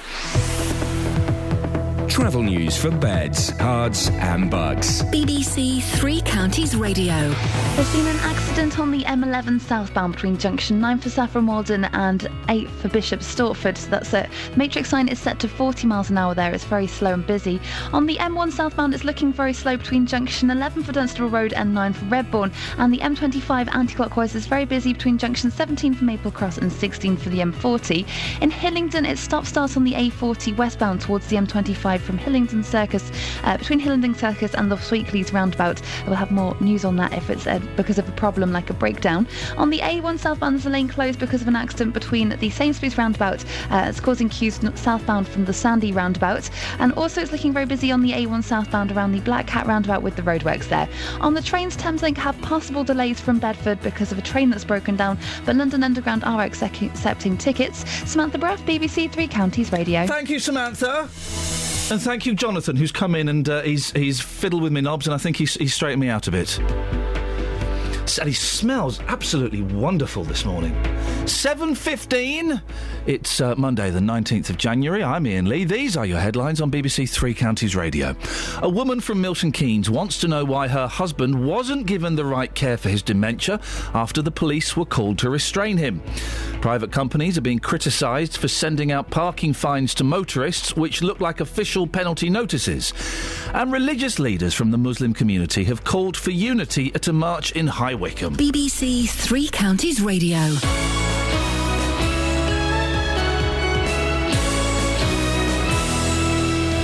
On Wednesday, local MP Gavin Shuker sat in my hot seat answering your questions. Actually, it's not always possible for people who don't live in as great a need to get access to the housing that they want in the area they want. If you want to hear everything that happened, I would completely reject the racist views of Paul Weston and others who seek to try and stir up hatred in our community. go to bbc.co.uk/Three Counties Radio where you can hear it all again. They're trying to attack UKIP and all the mainstream parties to try and track some votes and some publicity to their far-right hate campaign. The JVS Show Hot Seat with Gavin Shuker. Online at bbc.co.uk/Three Counties Radio. Call 08459 455 555. BBC Three Counties Radio. What do you mean, no? Come on, let's have some texts. Come on. We've only got the same ones again. I can read them in a different voice if you want. Oh, did you just do some texts? Yeah. What were they? Oh, I was not paying any attention at all. Guy asking whether that was the Bruno. The other one? No, he's not. Austrian. And wasn't paying any Gabby from attention Hitchin dumped someone for ordering a wedding dress. Isn't that funny? How you can function, but really none of it's going in at all. That's the complete opposite of mindfulness. That's mindlessness. Yes. Well, that's what I've been doing for the last 10 minutes. 10 minutes. Hey. Now, there's a ray of hope on the horizon for anyone who's been stung for parking somewhere that they thought was free. The British Motorists Protection Association, the BMPA, says the current system is unfair. Well, David Carrott is from the association. Morning, David. Good morning, Ian. So, I presume we're talking about private car parks rather than ones ones run by the council. Exactly, and that's where the confusion arises. As you said in a few minutes earlier, they send out notices which look like official fines, but they're not. So they mislead people. So explain the difference between the charges private car parks can issue versus an official council fine. Right, so an official council car park can issue notices under the Traffic Management Act 2004. So it's in statute, and basically you have to pay it or appeal it. And if you don't, the bailiffs will be round at your door.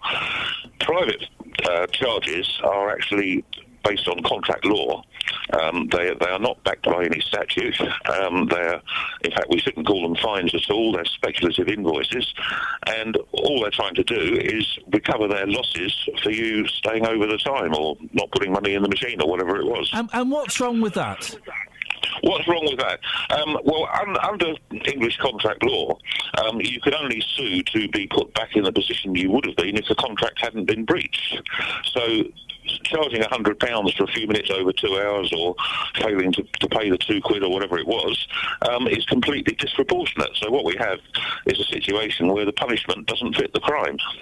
But if those are the rules of the car park and they're displayed prominently, then if you enter that car park, you have to play by their rules, don't you? Well, we would always say, if it says 2 hours or £2 an hour or whatever it is, then yes, you should pay that. But what I'm saying is that if you breach the contract, then there is no. There's nothing in law that says that they can charge you £100 or £85 for so doing, and that's what's been at the centre of a big legal case that's going to the Court of Appeal next month. So, are you saying that we should ignore these fines when they get sent out? No, I'm not saying that at all.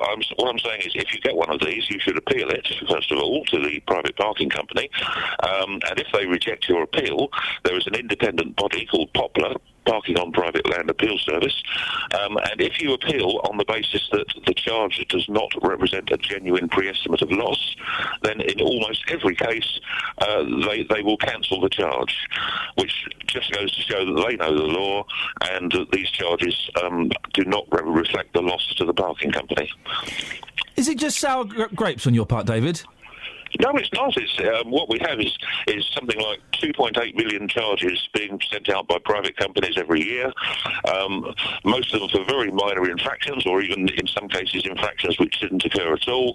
And these companies are run by, to a large extent, ex-clampers who are just trying to extort money from people for no good reason. But it's not extortion, is it? If the rules are displayed, it's not really extortion, is it? It's a business. if you go into a retail park, which has got a car park with several shops, and you're spending money in lots of shops, and it says on there maximum 2 hours parking, but you're going to be doing lots of shopping, as lots of our customers do. Why should you be restricted to 2 hours, and why should you have to pay another £100 just because you stayed over that? I mean, we have a case of somebody who spent over £400 in various shops, and he spent 2 hours 15 minutes doing it. Why should he have to pay for that extra? That's ridiculous. There's no commercial justification for this whatsoever. David, I'll be interested to hear what my listeners think. Thank you for that, David Carrad from the BMPA. 08459 455 555. Dave Smith is from the British Parking Association. Morning, Dave. Good morning. What's your reaction to what you just heard?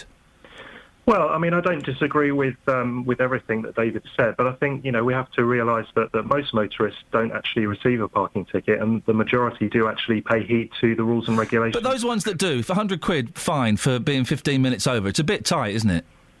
Yeah, I think 15 minutes is a little proportion of the time over, and I think most motorists wouldn't receive a ticket for that overstay. 15 minutes. But it's automatically generated, isn't it, by a computer? So there is no human element going, well, it's only 5, 10, 15 minutes. We'll let them off. It's generated automatically.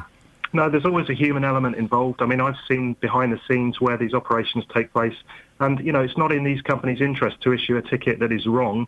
They want to make sure that they're providing a service on behalf of the landowner. Well, 15 minutes wouldn't be wrong, and we know that it does happen. So how is that justified? Well, it's not justified. I mean... So why do they do it? Well, the parking operators are managing the land on behalf of a landowner, typically a retailer. They're providing a service to the landowner. What we don't want is a situation where motorists are parking all day, every day, in a car park. They're not actually using the service available. But you still not quite answered the question. Why is it fair to fine someone £100 for being 15 minutes over when they've spent a few £100 in the shop? Well, I mean, it's not always £100. I mean, there are guidelines in place, and we recommend that the maximum charge is £100. Okay. Typically, it's around 80, 75, and then there's a discount as well to 40%. If people feel that the ticket is unfair, they can appeal that ticket. I'm going to ask the question one more time, Dave, because maybe you're not hearing. Why do you think it's acceptable to fine people up to £100 if they're 15 minutes over their limit? Well, it doesn't happen in the majority of cases. Well, it does happen, though. We know it happens. We've just spoken to someone who has instances of it happening. So why do you think it's fair? Well, if it isn't fair, Ian, then people should appeal that ticket, and there are processes in place to allow them to do that. Why do you think it's fair? I don't think it's fair that should happen. It's unfair. So you're from the British Parking Association. You're saying it's unfair that people who are 15 minutes over the limit should be fined £100, up to £100. It simply isn't the case in the majority of instances. No, but it happens, and you just said it's unfair. It happens in a minority of cases. Is it unfair? It happens, but it isn't. It isn't the norm, and it isn't something. Okay, those minority of cases it happens. Is it unfair? That's for the appeal service to decide. Well, no, you're from. You can give me your opinion as someone from the British Parking Association. Is it unfair? Well, there are so many different instances that... OK, here's an instance. Someone has parked for 15 minutes longer than they should have done. They get a fine of, let's say, £80. Is that fair? As the current situation stands, that is what motorists will have to contend with, and they should appeal that ticket. Is it fair? Is it fair? Ian, it's not for us to decide. It's for the appeal service. Well, you did just say it was unfair a minute ago, and you seem to be backtracking. Well, no, I'm just thinking about what I said, and you're regretting it. My opinion. So you thought it was unfair, then you've reconsidered it, and now you think it's fair. No. You're twisting my words, I'm afraid. Okay, well, you did say it was unfair. That's not a twisting. That's what you said. I think what I'm saying is there's a process in place for any motorist who wants to appeal a ticket, right, and it's for the appeal service to decide whether that ticket issued was fair or not. Okay. Making it difficult for people to go shopping and do things, isn't it? Well, no, I think we've got to think about the landowner here. The landowner is providing a service for the motorist, and what we don't want is a situation where the cost of that charge is £10, £20, and therefore the motorist says, well, I'll just park here all day then, and I'm happy with that cost. Yeah. It's a nice little earner, isn't it? I don't think so, no. How much do these companies make? Parking is never free, Ian. We have to realise that. How much do these companies make, Dave? Well, it varies. It varies. Well, go on, give us an example. I don't know. I mean, I don't know the financial figures of all these companies. That's not the way we operate. We're a membership association. Right. Because private landowner isn't going to do it for free, are they? Parking It's a business. Well, I think the misconception is that parking is free. A free parking space costs money. It's the cost of providing that service. How much does it cost? It depends. It depends on what the operator says that it costs. What about this thing we've heard that if you get one of these, they're not enforceable by law? Well, I mean, they have to justify their costs to us. Are these fines that sent out by these private parking companies, are they enforceable by law? They're not enforceable by law. So then why would anyone want to pay them? Because they're parking in a car park. Right. They're agreeing to the terms and conditions in that car park, which are clearly set out in signage at the entrance to the car park and throughout the car park. Those guidelines are in place, and they should be adhered to. But if it's not legally enforceable, and thanks for telling everyone that, Dave, because that certainly is going to help a lot of people, then you get one of these fines through the letterbox, you might as well just rip it up. If they can't enforce it, no one's going to pay it voluntarily, are they? Well, they can be pursued by the parking company. But if it's not legally enforceable, then what's that pursuance going to do apart from be classified as harassment? Well, no, it's not harassment. I mean, if they've agreed when they park in that car park to abide by the terms and conditions, then they're agreeing in a contract. You've just said it's not legally enforceable. What I'm saying is legislation doesn't exist on private land in the So it's not legally enforceable? Well, no, there is no legislation that exists. So don't pay it then. What we would like to see is for government to regulate private parking. Wow. One final question, Dave. If someone is 15 minutes over their limit, is it fair they should get an £85 fine? It depends on the circumstances of that particular parking act. Dave, thank you very much indeed. That was Dave Smith from the British Parking Association. Tony! Hello, Ian. Morning, Tony. Dave, I'm sorry, but he's either ate too many Rice Krispies this morning or he's living in a dream world. I can give you some prime examples about private parking companies and the scaremongery that they use to try and get people to pay the tickets. You've got 40 seconds to tell me some scaremongery. Right, OK, first of all, they do fine you. I know for a fact of someone that was 6 minutes late leaving a fast food restaurant, policed by a certain company. The threatening letter was, it was £50, it was a £100 fine, but 50 if you paid up. However, if you took it to Poplar as a dispute, then the charge goes up. So scaremongery tactics straight away. They also use underhanded debt collection agencies, which suddenly put it up from £100 to £250. If you ignore the letters, then they'll come back with another one saying, how about £125? Just ignore it. Dave, thank you very much indeed. That's Dave's advice. We're not giving any advice on this, but... sorry, that was Tony's advice. Dave Smith from the British Parking Association said they are not legally enforceable. Well, where does that leave us? He did answer the question, then he backtracked from the answer pretty sharpish. He did it a few times.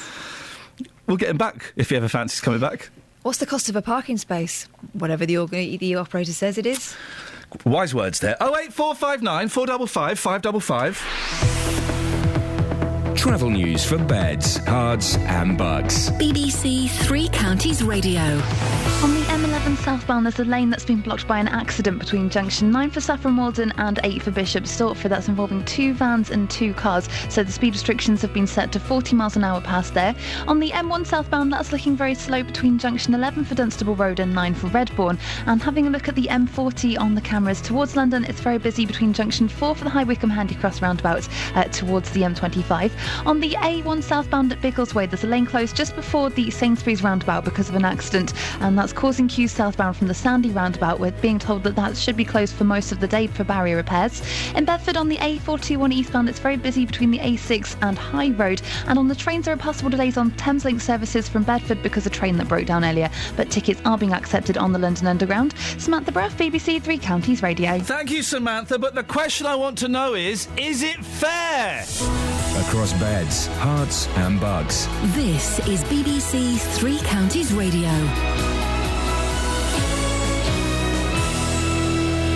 It's 7:30. I'm Lee Agnew. The headlines: a woman from Milton Keynes is demanding an apology over the way her husband, who has early onset dementia, has been treated. June Stratford Williams says delays in his care meant she was forced to call the police to restrain him. Two men will appear in court this morning charged with a rape in Milton Keynes. 23-year-old Omar Ahmed from Warwick Road in Bletchley and Glody Mackey from Boycott Avenue in Oldbrook are accused of an attack in Fishermead. Thousands of drivers are receiving unfair parking charges, according to the British Motorists Protection Association. Companies running car parks on private land aren't allowed to issue fines or penalties, but they have been sending out invoices which resemble a fine. The weather will be dry today with sunny spells, top temperatures around 4 degrees Celsius, that's 39 degrees Fahrenheit. Three Counties Sports. BBC Three Counties Radio. Watford remained 6th in the Championship after a 5-0 win at Charlton. MK Dons moved up to 3rd in League One with a 1-0 victory over Sheffield United. Dons boss Carl Robinson's hoping to strengthen his midfield side before the end of the transfer window. Once you know you can try and compete now we're looking to go and dominate games, and we can be a little bit more forward thinking and a little bit more going for the throat to an extent, and certain games trying to score more goals. So they're little key areas that will allow us to do a little bit more offensively. I still want to bring players in, obviously, in certain areas. Obviously, there's a number of midfield. We still need cover, as we showed you today. We still need maybe a wide player, and if we can bring another wide player in, I think we'll be in a very, very strong position. In League 2, Luton Town beat Plymouth while Wycombe drew with Bury. Stevenage moved into the playoff positions after a 2-0 win at York. Manager Graham Wesley says he's looking to keep his squad consistent. I'm always looking at my squad and looking to freshen it up and improve it and take it in a positive direction, always looking to do it. I think the minute that you get stale, you get complacent, but at the same time I think there's great value in having a group of lads who are operating as a team, who are becoming better organised, who are starting to understand the values that I hold dear and are starting to play to those values. So, you want consistency, you don't want to keep chopping and changing. Shaun Murphy's won the Masters snooker final at Alexandra Palace in London. He beat the world number 1 Neil Robertson by 10 frames to 2. Well, he's just hit the reds, all for the best. It doesn't matter. Neil Robertson will come and shake his hand. Shaun Murphy, 16. He's already been a Masters champion, but now Shaun Murphy has got the Triple Crown under his belt. He's been superb all week. And finally in tennis, Andy Murray got a straight sets win over India's Yuki Bambri in the Australian Open. BBC Three Counties News and Sport, more at 8 o'clock.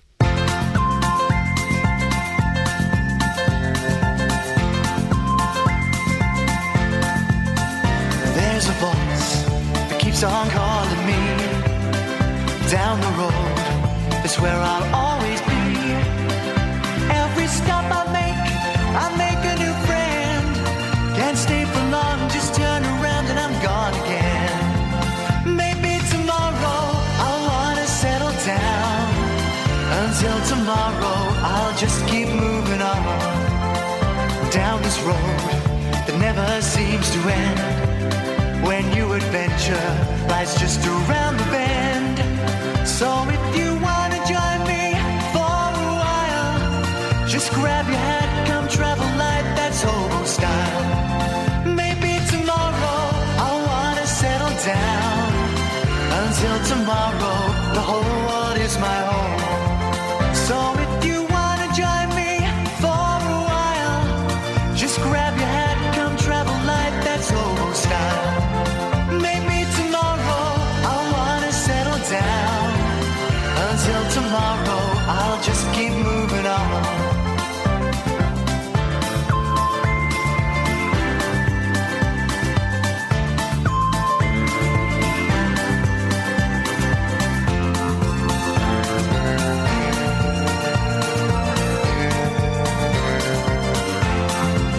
Maybe tomorrow, I'll wanna settle down.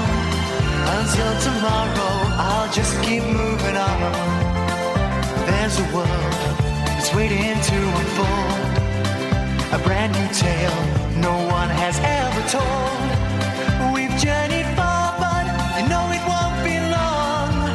We're almost there and we've paid our fare with a hobo song. Maybe tomorrow I'll wanna settle down.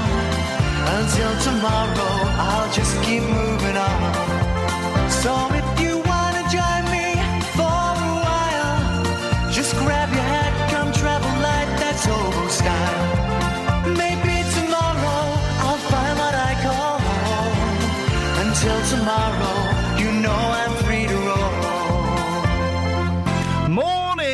Dealey, BBC Three Counties Radio. Lots to talk about this morning. We'll speak to Dealey, who is,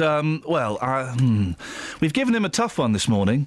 He's a brave man. Not a brave man, he's an idiot. But women with larger bums have brainier kids. God knows how he's going to handle that one. Well, there's an unfortunate choice of phrase, isn't it? Delicately, hopefully. We're also asking the most ridiculous reasons you dumped somebody or you were dumped. Dealey dumped someone because she laughed at his CDs that were in alphabetical order, and Catherine dumped a fella because of her mum's plug-in. I thought it was him. You thought he stank, it was your mum. It was my mum's plug-in. Your mum's stinky plug-in. It was pungent. 0845, that's an unusual aroma. 08459 455 555. We also kind of, the parking and private companies parking, and boy oh boy, that guy from the British Parking Association really set things straight, didn't he? That's made it clear. That's made the whole scam clear. Have we got any texts on this? We have got a number of texts. People have stopped putting their names on. I don't know why. Guys. Are you all spies? What's going on? Why can't we know your name? Come on, guys. Rob says Flitwick Tesco's car park would be clogged up all day with commuters' cars. Yeah, it used to be. It used to be in the olden days when my family first moved there. Commuters used to park on Tesco's, and then they brought in this rule. I don't really have a massive problem with it. If that's the rule, then that's the rule. If people are just bemoaning the lack of free car parking spaces, that's a different argument. But if the rule is you got 2 hours and that's it, OK, well, then you park there for 2 hours. As long as the rule's made clear. Yeah, of course, which it has to be legally. But then the fella was saying that the fines aren't legally enforceable, so I don't know. Anything else on there before we move on? Loads. I got a fine for being 11 minutes over time after spending £100 in a shop where the car park is. I appealed it and it got waived. It just goes to show they are out to make money, says a first anonymous texter. Yeah. Second anonymous texter says, I was fined for parking for 2 minutes on a hotel car park in the centre of Letchworth. I actually drived in and realised that I needed to be a hotel guest to park there, and so I left. Pictures of my car entering and leaving car park was produced and sent to me along with a fine. OK. And this one from Tim. Whilst working at Barnet Hospital, I paid for 3 hours parking. I received a very official-looking PCN for £100 as I'd accidentally applied an incorrect reg number. I appealed and proved I'd paid. I got off the PCN, but it took 2 weeks, and during that time I wished I'd paid the £60 pay-up amount due to the stress of being accused for the first time in 36 years of driving. 08459 455 555. Now, you were trawling the internet last night. I was having a look. And surprisingly not looking for legal highs, so that's great progress. Well done. And you came across a young gentleman on Twitter. I did. One of the people I follow had retweeted this from Lee Tyler, saying that his car was dismantled by thieves today while he was in hospital. My partner rang, but no one went to see it as it's so... Rang the police. Yeah. Partner rang the police, yeah. So common in Luton. Just wanted to show you the extent of what they did. This has to stop. And then you retweeted it, and I read the first one and thought, oh, yeah, OK, chancer alert. And then I saw the photos in the second one. They've taken the front of his car off. They've taken the front of his car. If you want to see the pictures, facebook.com/BBC 3CR. It'll be up there. Well, Lee joins us now. Morning, Lee. Morning, how you doing? I'm all right. I'm kind of shocked by your story. So you were in hospital? Yeah. Were you in hospital overnight? What was going on? Yeah, well, I'd had my tonsils out last Saturday, but then come Friday morning, I had a bleed in my throat, so I had to go back in. Are you 12 years old or something? You had your tonsils out. Do they still do that? Apparently, yeah. I was quite lucky to get them out. I've been asking for about 10 years. Blimey. And you had a throat bleed? That sounds horrific. Yeah, I woke up Friday morning and I just sort of spat out and there's just loads of blood. I thought, oh, this is fun. I hope you're enjoying your breakfast, guys. So you went back into hospital... Yeah, I stayed over there for 24 hours, but it was only till I think my mum and dad came and saw me in the evening, and they told me, oh, we've got some bad news, your car's been dismantled. And I was like, what? And then, yeah, they said my girlfriend got home from seeing me about maybe at 4:30 in the afternoon, and then it was the neighbour who told her, said, yeah, have you seen your car? And it had just been dismantled, as you see in the pictures. And where was the car? Was this car parked outside your house where you normally park it? Well, we've got a car park next to the house where there's probably about 4 or 5 houses all park their cars. And it's only 2 houses down from me anyway. Yeah. And yeah, it was sort of broad daylight as well, which made it even more horrendous. And they really have gone to town on the car, haven't they? They've taken the front off. What else have they done? Yeah, well, obviously the front's gone. They've cut out the aircon. The radiator's gone. They've taken up the locking nuts, front winds, bonnet. I mean, electrical parts, headlights. Blimey. God knows what else they've taken. That will obviously come back to the insurance, I assume. So they knew exactly what these weren't chances. They knew exactly what they were doing. Oh yeah, well I've been signed off work for a week, so my car's just been sat there. So clearly someone's been sort of walking around the area, and I've just seen my car's been sat there for a week doing nothing. So your girlfriend, who was it that broke the news to you? Well, it was my mum and dad. Your mum and dad? My girlfriend was going to ring me in hospital, but then my mum and dad thought, no, it's probably best to tell them face to face because having high blood pressure in hospital wasn't the best thing to have. And your girlfriend called the cops? Yeah, Called the cops. And what did they say? Well, they all she said was they took her details. They took the details and said, okay, you need to speak to your insurance, which was obvious. And then she kept having to ask, is anyone coming out? And then they finally said no, but we'll have sort of more people patrolling the area. I just thought, what? Surely you come and see the scene, you know, sort of do something about it. But no one's come, no one's been in touch at all since. And the implication was, or maybe they said this specifically, oh yeah, this happens quite a bit, there's nothing we can do. Yeah, that's what they told my girlfriend, because she'd never heard of anything like it. And then when they said that to her, she was a bit taken aback. And I saw you tweeted Beds Police last night. Any response? No, still none. That's why I sent them a message again saying no response, but still nothing's come back from them yet. I think this is incredible, because it's not just someone smashed the window and nicked a few CDs. That would be bad enough in itself. They've half-inched half his car. How does that happen in broad daylight? Is it a sort of secluded car park, or must have they been bold as brass? Well, not really. I mean, it's between two houses and a fence, so it's not like...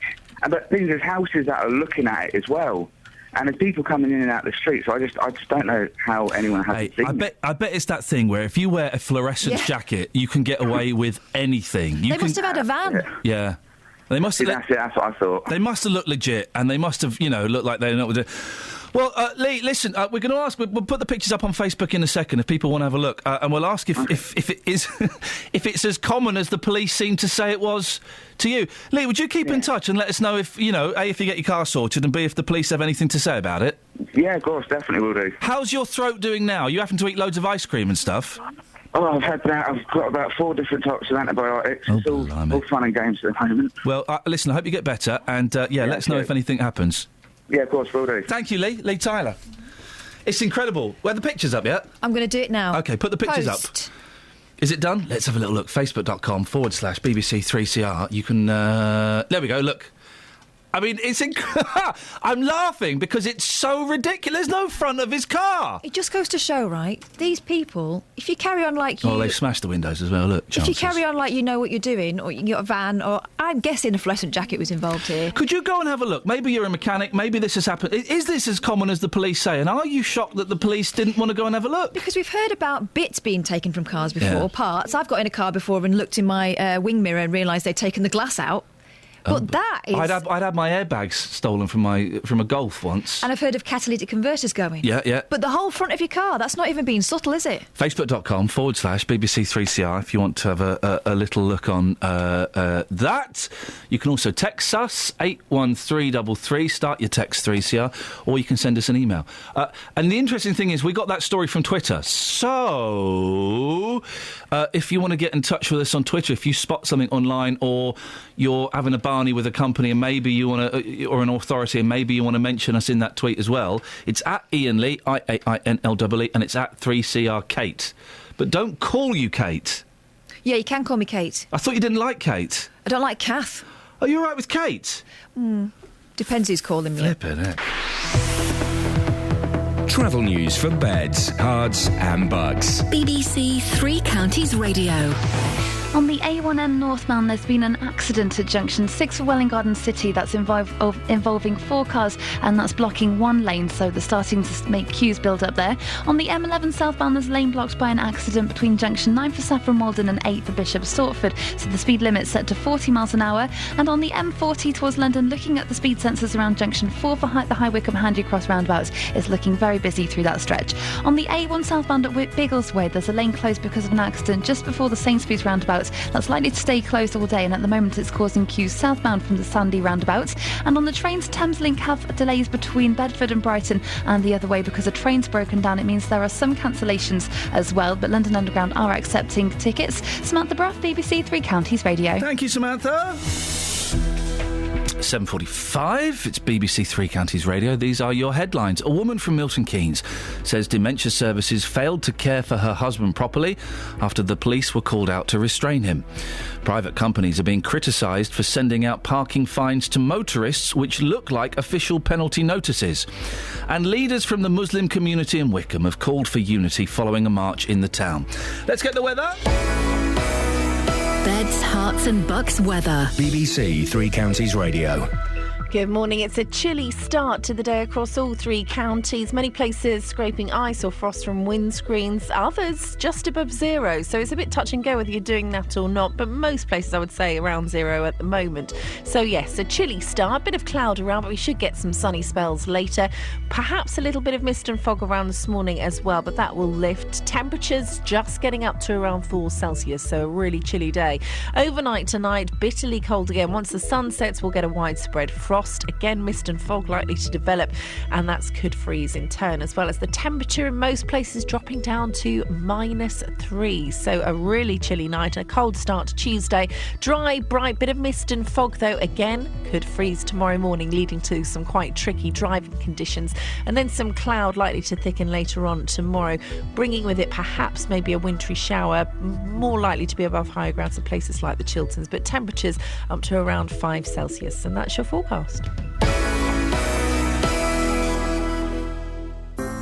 Every weekday from 12. We're talking to Alice Jones about her journey, which has landed her in the arms of Youthscape. When I was 5, my dad left our family. It's your first inclination to go, oh, I must have done something naughty. Nick Coffer. I was in a really vulnerable place. The people at Youthscape, it is literally their job to show you that they love you and care about you and whatever you're going through. Every day my job's a privilege, but every once in a while it's an even bigger privilege because I get to meet people like you. Nick Coffer on BBC Three Counties Radio.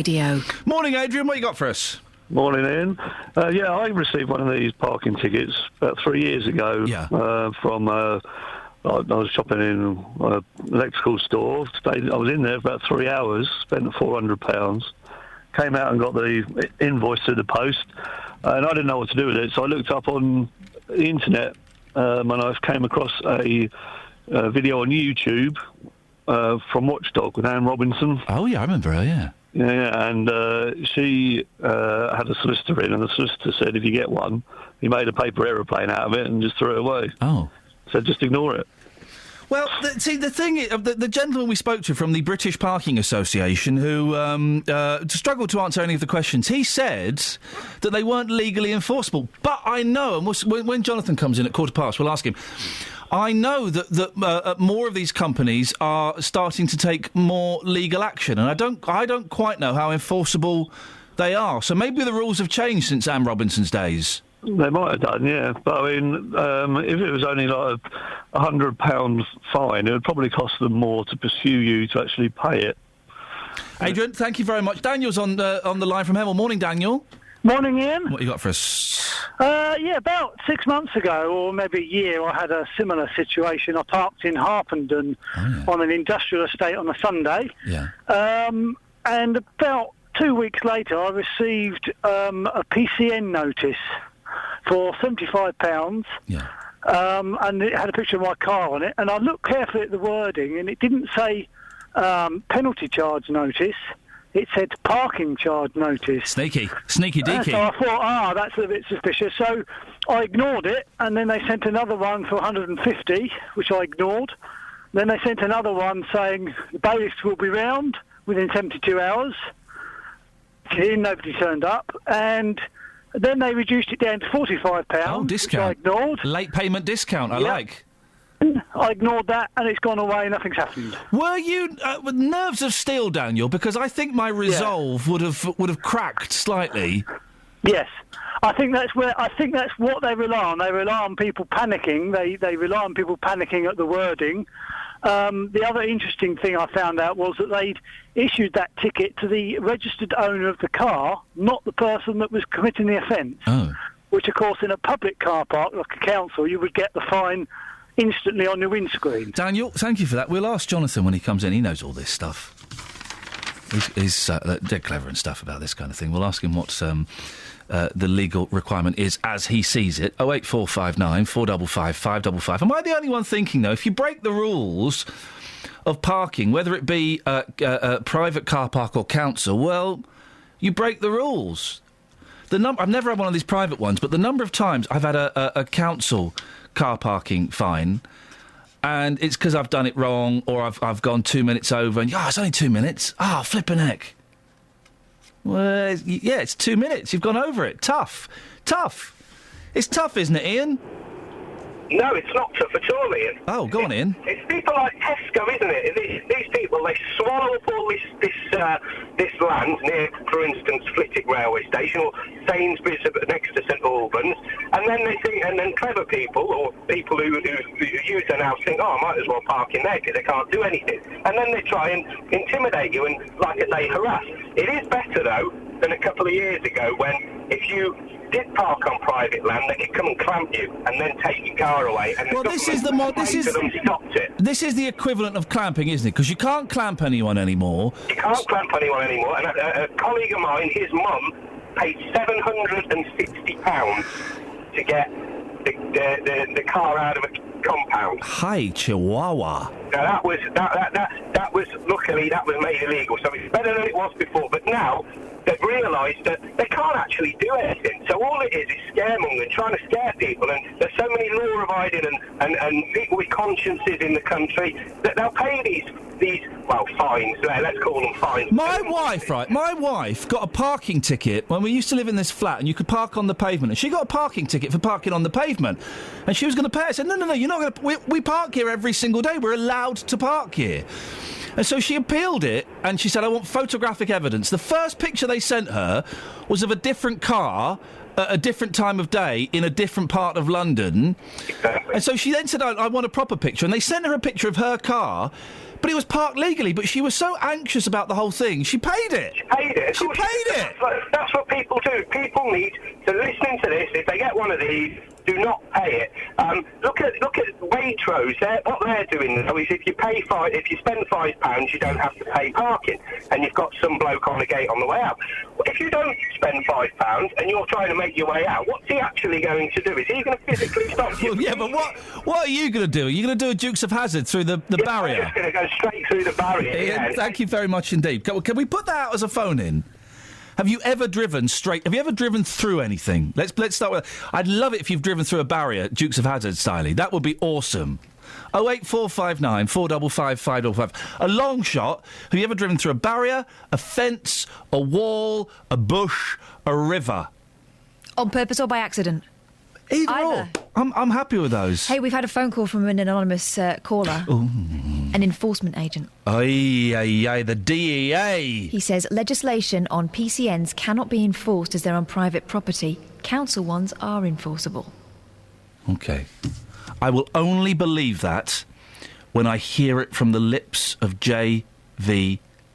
When he comes in at 15:15, I will ask him, because that's the only person I trust on these matters. I think the problem is that as the BBC, we can't tell people to risk it for a biscuit. To do what, sorry? Risk it for a biscuit. OK, now we're not allowed to give advice or have opinions, but in my opinion, you should just rip them up. I'm joking. I don't know. Don't listen. I don't know anything about anything. Don't ask me anything. Who invented Tipp-Ex? Mike Nesmith's mum. So you do know some stuff. I know that. Have we got any texts? Yeah. Before I look at the papers. Do you want me to tell you them? Yeah, go on. OK. Don't have to if you don't fancy. I will. Right. Last week, a family friend parked their car on the drive at night, and the following morning found the bonnet, wheels, front and rear bumper missing. Hey. They had CCTV and saw two men in balaclavas stealing them, taking only a few minutes. The police advised them there is a gang currently stealing these parts around the area. That's from Mark. Go and have a look at facebook.com/BBC3CR. We've got the pictures of Lee's car. Lee's a bloke who, he was on Twitter having a whinge at Bedfordshire Police because he'd had the front of his car stolen. Literally the front of his car. They'd smashed in and nicked stuff as well. And Beds Police went, well, OK, here's your crime number. Really? Is that, first of all, have you seen this happen before? Because they seem to imply it happens quite a lot. 08459 455 555. Secondly, are you surprised by Beds Police? Thirdly, have you ever driven through anything? 08459 455 555 is the telephone number. Now, has Uri Geller got a book out or something? because he's in the papers a lot today. He's talking about George Clooney. George Clooney's bought this house, right? And apparently the house next to it is haunted. Who says? Uri says. And then he's in... Oh, where is he? He's in the Express talking about his favourite things. I think it's the Express. And one of his favourite things is John Lennon's egg. John Lennon's egg. Iain, it's John Lennon's egg. Oh, he's gone. We've done Iain, I think. 5 things I can't live without. He can't live, Mick, without John Lennon's egg. Mick? Mick? You there, Mick? Mickey. Hello? Mickey? I thought he was calling me Vic. Vic? Is Vic there? Yeah, Mickey speaking. Hello, Mickey, you all right? Yeah, not bad, thank you. He can't live without John Lennon's egg, Vic. Well, I don't know about that. No, you don't know about that. All right, Mickey, what you got for us? Long short of it is, I am for all my sins, I am a court enforcement agent myself. Beautiful. And I just wanted to confirm that the previous person that left a message was correct. A privateered ticket enforcement agency has no legal jurisdiction. However, a court or a council-issued ticket, they can clamp, they can remove, and they can pursue it legally. So you do need to make sure, because I come across this a lot, people saying, oh, you don't know what you're talking about, you've got no jurisdiction. I will quite simply clamp and remove their car. So you do need to be careful before you decide to avoid these tickets. When was so the council ones you have to pay and they can enforce, the ones the private ones they can't enforce. That's correct. When was the last time you clamped somebody's car, Mickey? Friday. And because oh God, I bet they were in a terrible state. Well, they haven't called yet. It's usually the case. To be honest with you, mate, you'll get sent for a ticket in the post for about 35 quid. Yeah. You'll ignore it. You'll get another one for 80. You'll ignore it. You'll get a knock on the door. You'll tell them they don't know what they're talking about. Yeah. Then your car's been taken. You're too embarrassed, so you keep your mouth shut. What are some of the best excuses you've heard? Because you must get a lot of flannel. Oh, mate, people will receive in excess of 5 or 6 letters prior to me attending, and the stories that you hear are rubbish. You know, you just got to try and ignore them whilst trying to be polite. But ultimately, no, you're wrong. And be honest, right? You quite enjoy putting a clamp on someone's car, don't you? I enjoy my new Sony 4K TV. Mickey, thank you very much indeed. Travel news for beds, cards and bugs. BBC Three Counties Radio.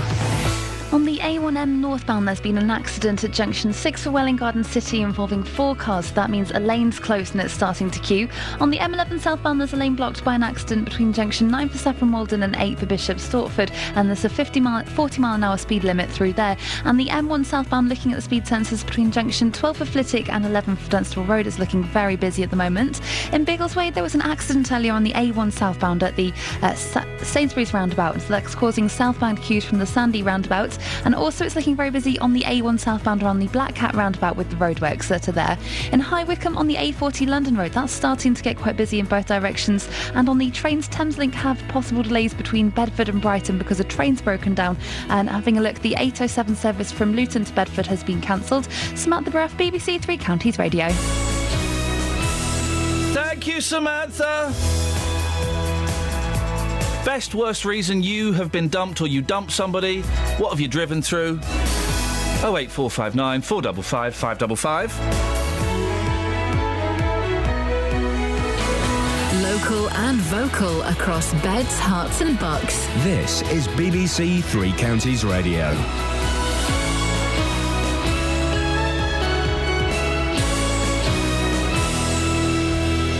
It's 8 o'clock, I'm Lee Agnew. The headlines: dementia services in Milton Keynes called into question, motorists being sent deceptive parking fines, and a car dismantled by thieves in Luton. BBC Three Counties Radio. A woman from Milton Keynes is demanding an apology over the way her husband, who has early onset dementia, has been treated.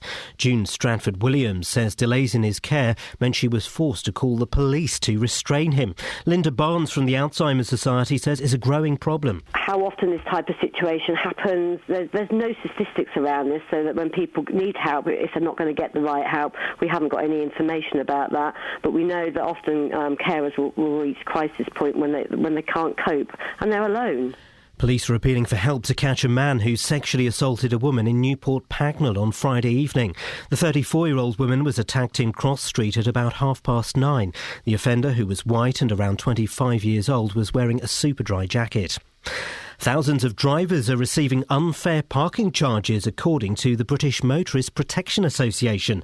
They say companies running car parks on private land are sending out letters which look like official fines when they're not. But Dave Smith from the British Parking Association says rules are needed to stop inconsiderate parking. The parking operators are managing the land on behalf of a landowner, typically a retailer. They're providing a service to the landowner. What we don't want is a situation where motorists are parking all day, every day in a car park. They're not actually using the service available. The consumer group Which claims many people are paying hundreds of pounds more than they should for dental care. It's launched a campaign to encourage dentists to give clearer information. Eurostar trains are still delayed this morning after a lorry fire in the Channel Tunnel at the weekend. It was shut again yesterday morning when an electrical fault was detected. John Keefe from Eurotunnel says repairs aren't going as fast as hoped. The works are being done 20 kilometres out from the coastline and also 100 metres below the seabed. So moving equipment in and out is something that takes a lot of time.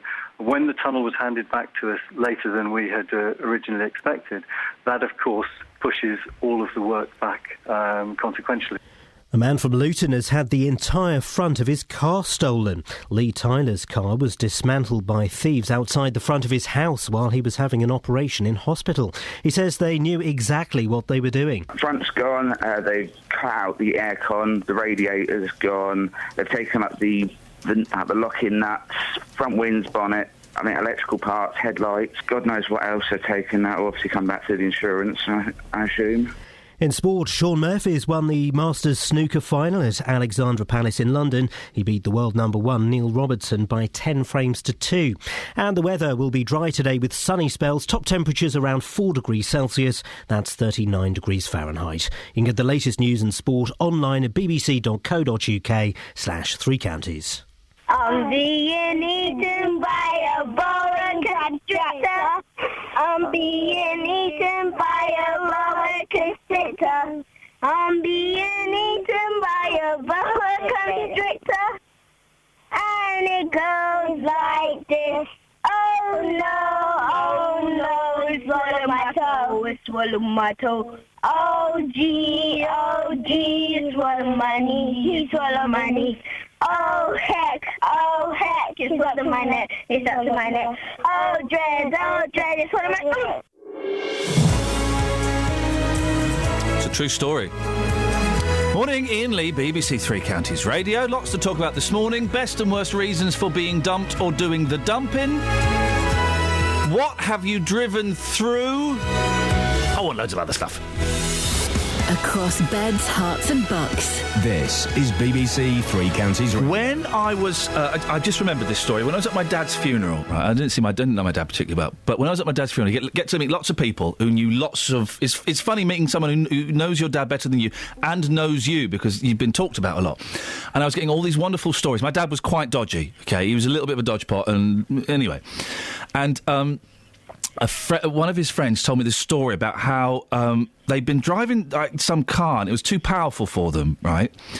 And my dad smashed through this old lady's fence and chewed up the whole garden trying to escape. They couldn't get out of this garden and they're kind of like doing wheel spins and stuff, and they managed to escape and drive off, and they didn't get spotted. I thought, that's terrible. But then my dad, in the middle of the night, 3 nights later, went back with 300 quid in an envelope and just pushed it through a letterbox and then went off. Well, fair play, he'd knackered her front garden and totally trashed it. Yeah, but he had some conscience. He had some conscience. What have you driven through? Marcus, what have you driven through? Hello, Ian. I basically lost control of my car driving it one night. I went straight up an embankment, straight through an edge, straight through the fence, into a farmer's field, ended up upside down. So me and my mate got out, pushed the car back onto its wheels and then rang father-in-law up and basically got out before the farmer found us. And was the car okay? Could you drive it? Well, we towed it home, put it that way. Okay. What did father-in-law say when he came? Well, he weren't too impressed because it was his car.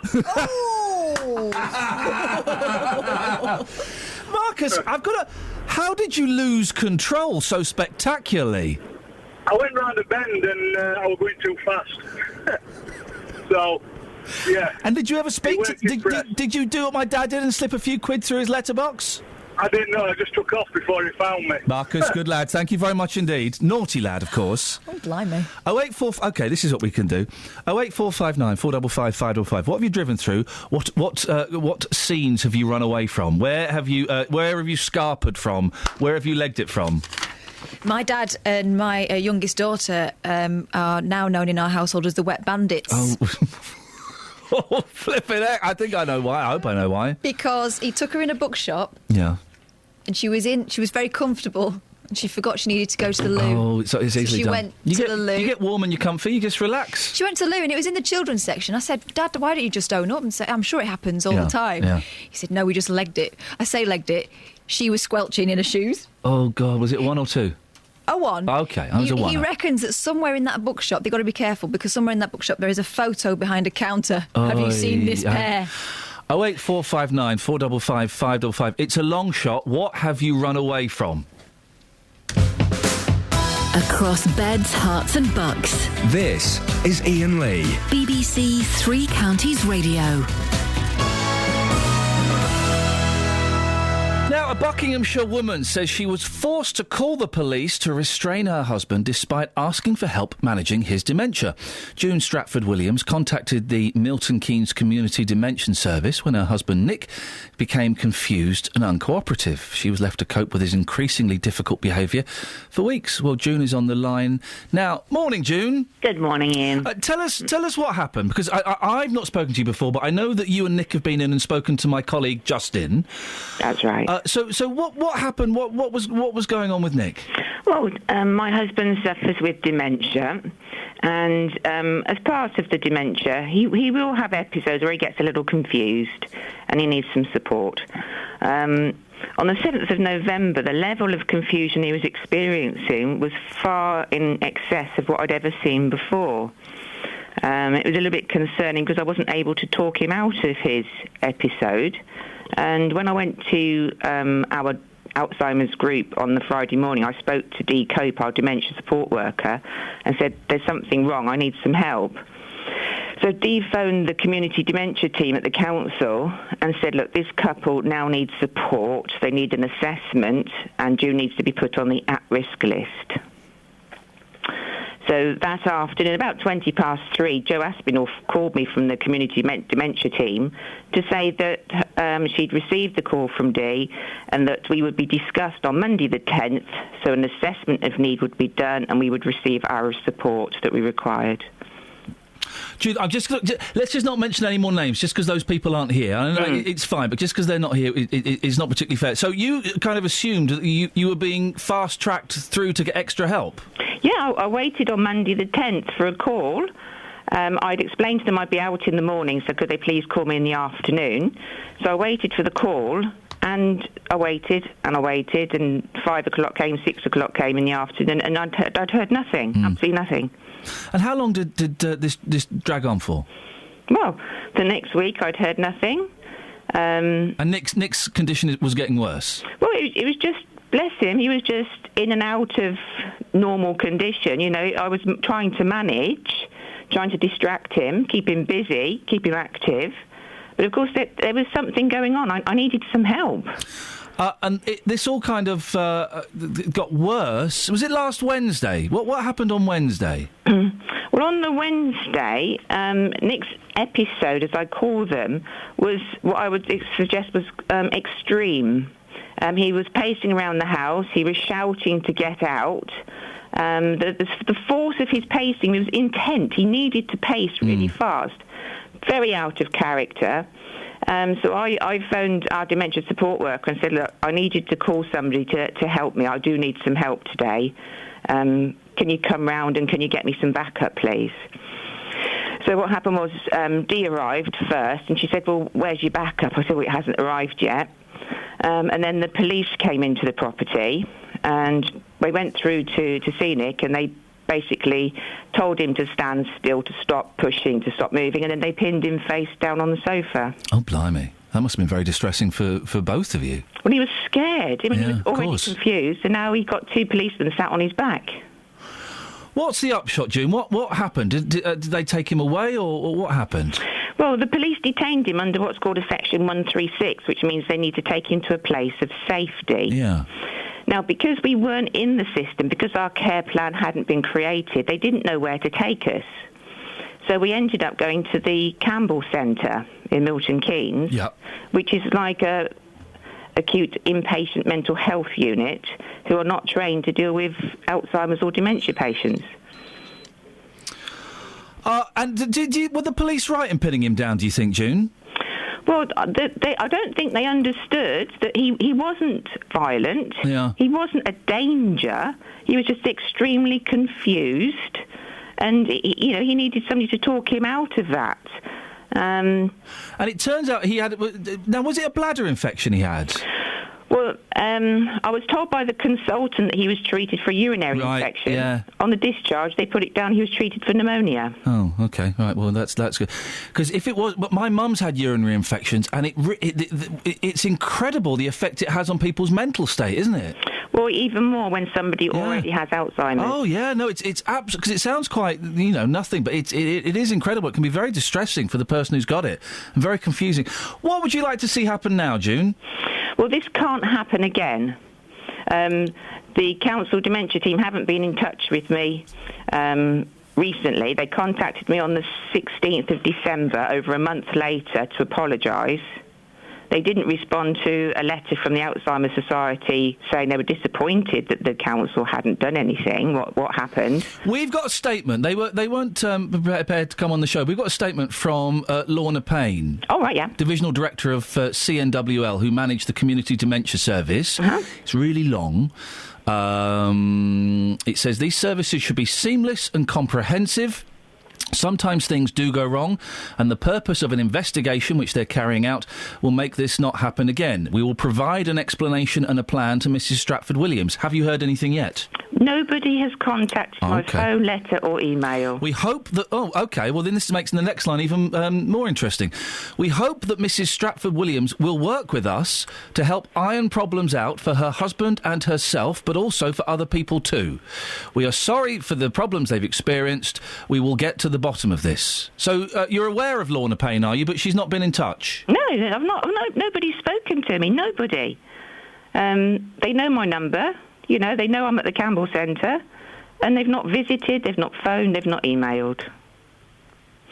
Am I right? Am I right that the Campbell Centre is really high security? Well, obviously, some of the patients in there need security because they're not very well. There's some. It can house criminally mentally ill people. Is that right? Yeah. And your husband's in there. I'm sorry, I've just got that from Paul Scoins, the political reporter, who's just emailed me. The Campbell Centre is for the criminally mentally ill. It's super high security. How do you feel about your husband being in there? Well, first of all, he shouldn't be there. Second of all, I am concerned about his safety. And thirdly, they've already been tasked under a previous CQC report that there were inadequate systems in place to ensure that staff responded appropriately if a patient was unwell. They're not trained to do this. They don't know how to deal with a dementia patient, and Nick's health is suffering. Right, June, listen, can you keep in touch with us? Maybe we can give you a call in the next day or two, just to see, first of all, if this Lorna Payne or one of her staff has got in touch with you. Yeah. And also just so we can keep an eye on Nick and how he's doing. Wonderful. Is that all right? Thank you so much. We will call you... We'll get someone to give you a call tomorrow just to check up on you. That's lovely. Thank you so much, Iain. June, thank you for your time. He's in a psychiatric unit. There's the story. Thank you, Paul, for that. Paul Scoins, political reporter, just emailed, my understanding is the Campbell Centre is for the criminally mentally ill. It's super high security. He's got Alzheimer's and a urine infection. He's in a centre for the criminally mentally ill. My gran had a urinary infection once. People assumed she had dementia. She didn't. My mum had it a few times, and boy, it's so upsetting to see because they go off to a completely different place. Exactly. Hallucinations, auditory hallucinations. But I wonder how many elderly people are allowed to just drift off into that because they make this assumption that they've already got dementia. My gran didn't have it, and you imagine that on top of Alzheimer's. Let's give this what's her name, Lorna Payne, who claims that she is going to be working with Mrs. Stratford-Williams. Let's give her today. It's Monday. It's been the weekend. This happened last Wednesday. Let's give her today, and then we will give a call to June straight after the show tomorrow to make sure. This is your hint, Lorna Payne, to make sure that Lorna's been in touch and that June's is being investigated, and to see when they're going to get Nick out of there. That statement suggests that will happen today. So let's sort it out. Travel news for beds, cards and bugs. BBC Three Counties Radio. On the A1M northbound, there's been an accident at junction 6 for Welwyn Garden City. That's closed to lane and it's queuing in that stretch. On the M25 anti-clockwise, it's very slow between junction 20 for Kings Langley and 16 for the M40. And having a look at the CCTV on the M1, the road surface is looking quite shiny, so whether that's water or ice, take care. And Gore Hill in Amersham, that's looking very busy between the A413 and the A40 London Road. And in Mill Hill on the A1 Watford Way, that's very slow between the Apex Corner and the Mill Hill Circus. On the A1 southbound, there's still a lane closed at the Sainsbury's roundabout for repairs to the barrier after the accident in the early hours of this morning. But queues now are southbound from the Akbar. Samantha Bruff, BBC Three Counties Radio. 8:17, it's Monday the 19th of January. I'm Iain Lee. These are your headlines on BBC Three Counties Radio. A woman from Milton Keynes says dementia services failed to care for her husband properly after the police were called out to restrain him. And private companies are being criticised for sending out parking fines to motorists which look like official penalty notices. And a man from Luton has had the entire front of his car stolen by thieves while he was recovering from an operation in hospital. BBC Three Counties Radio.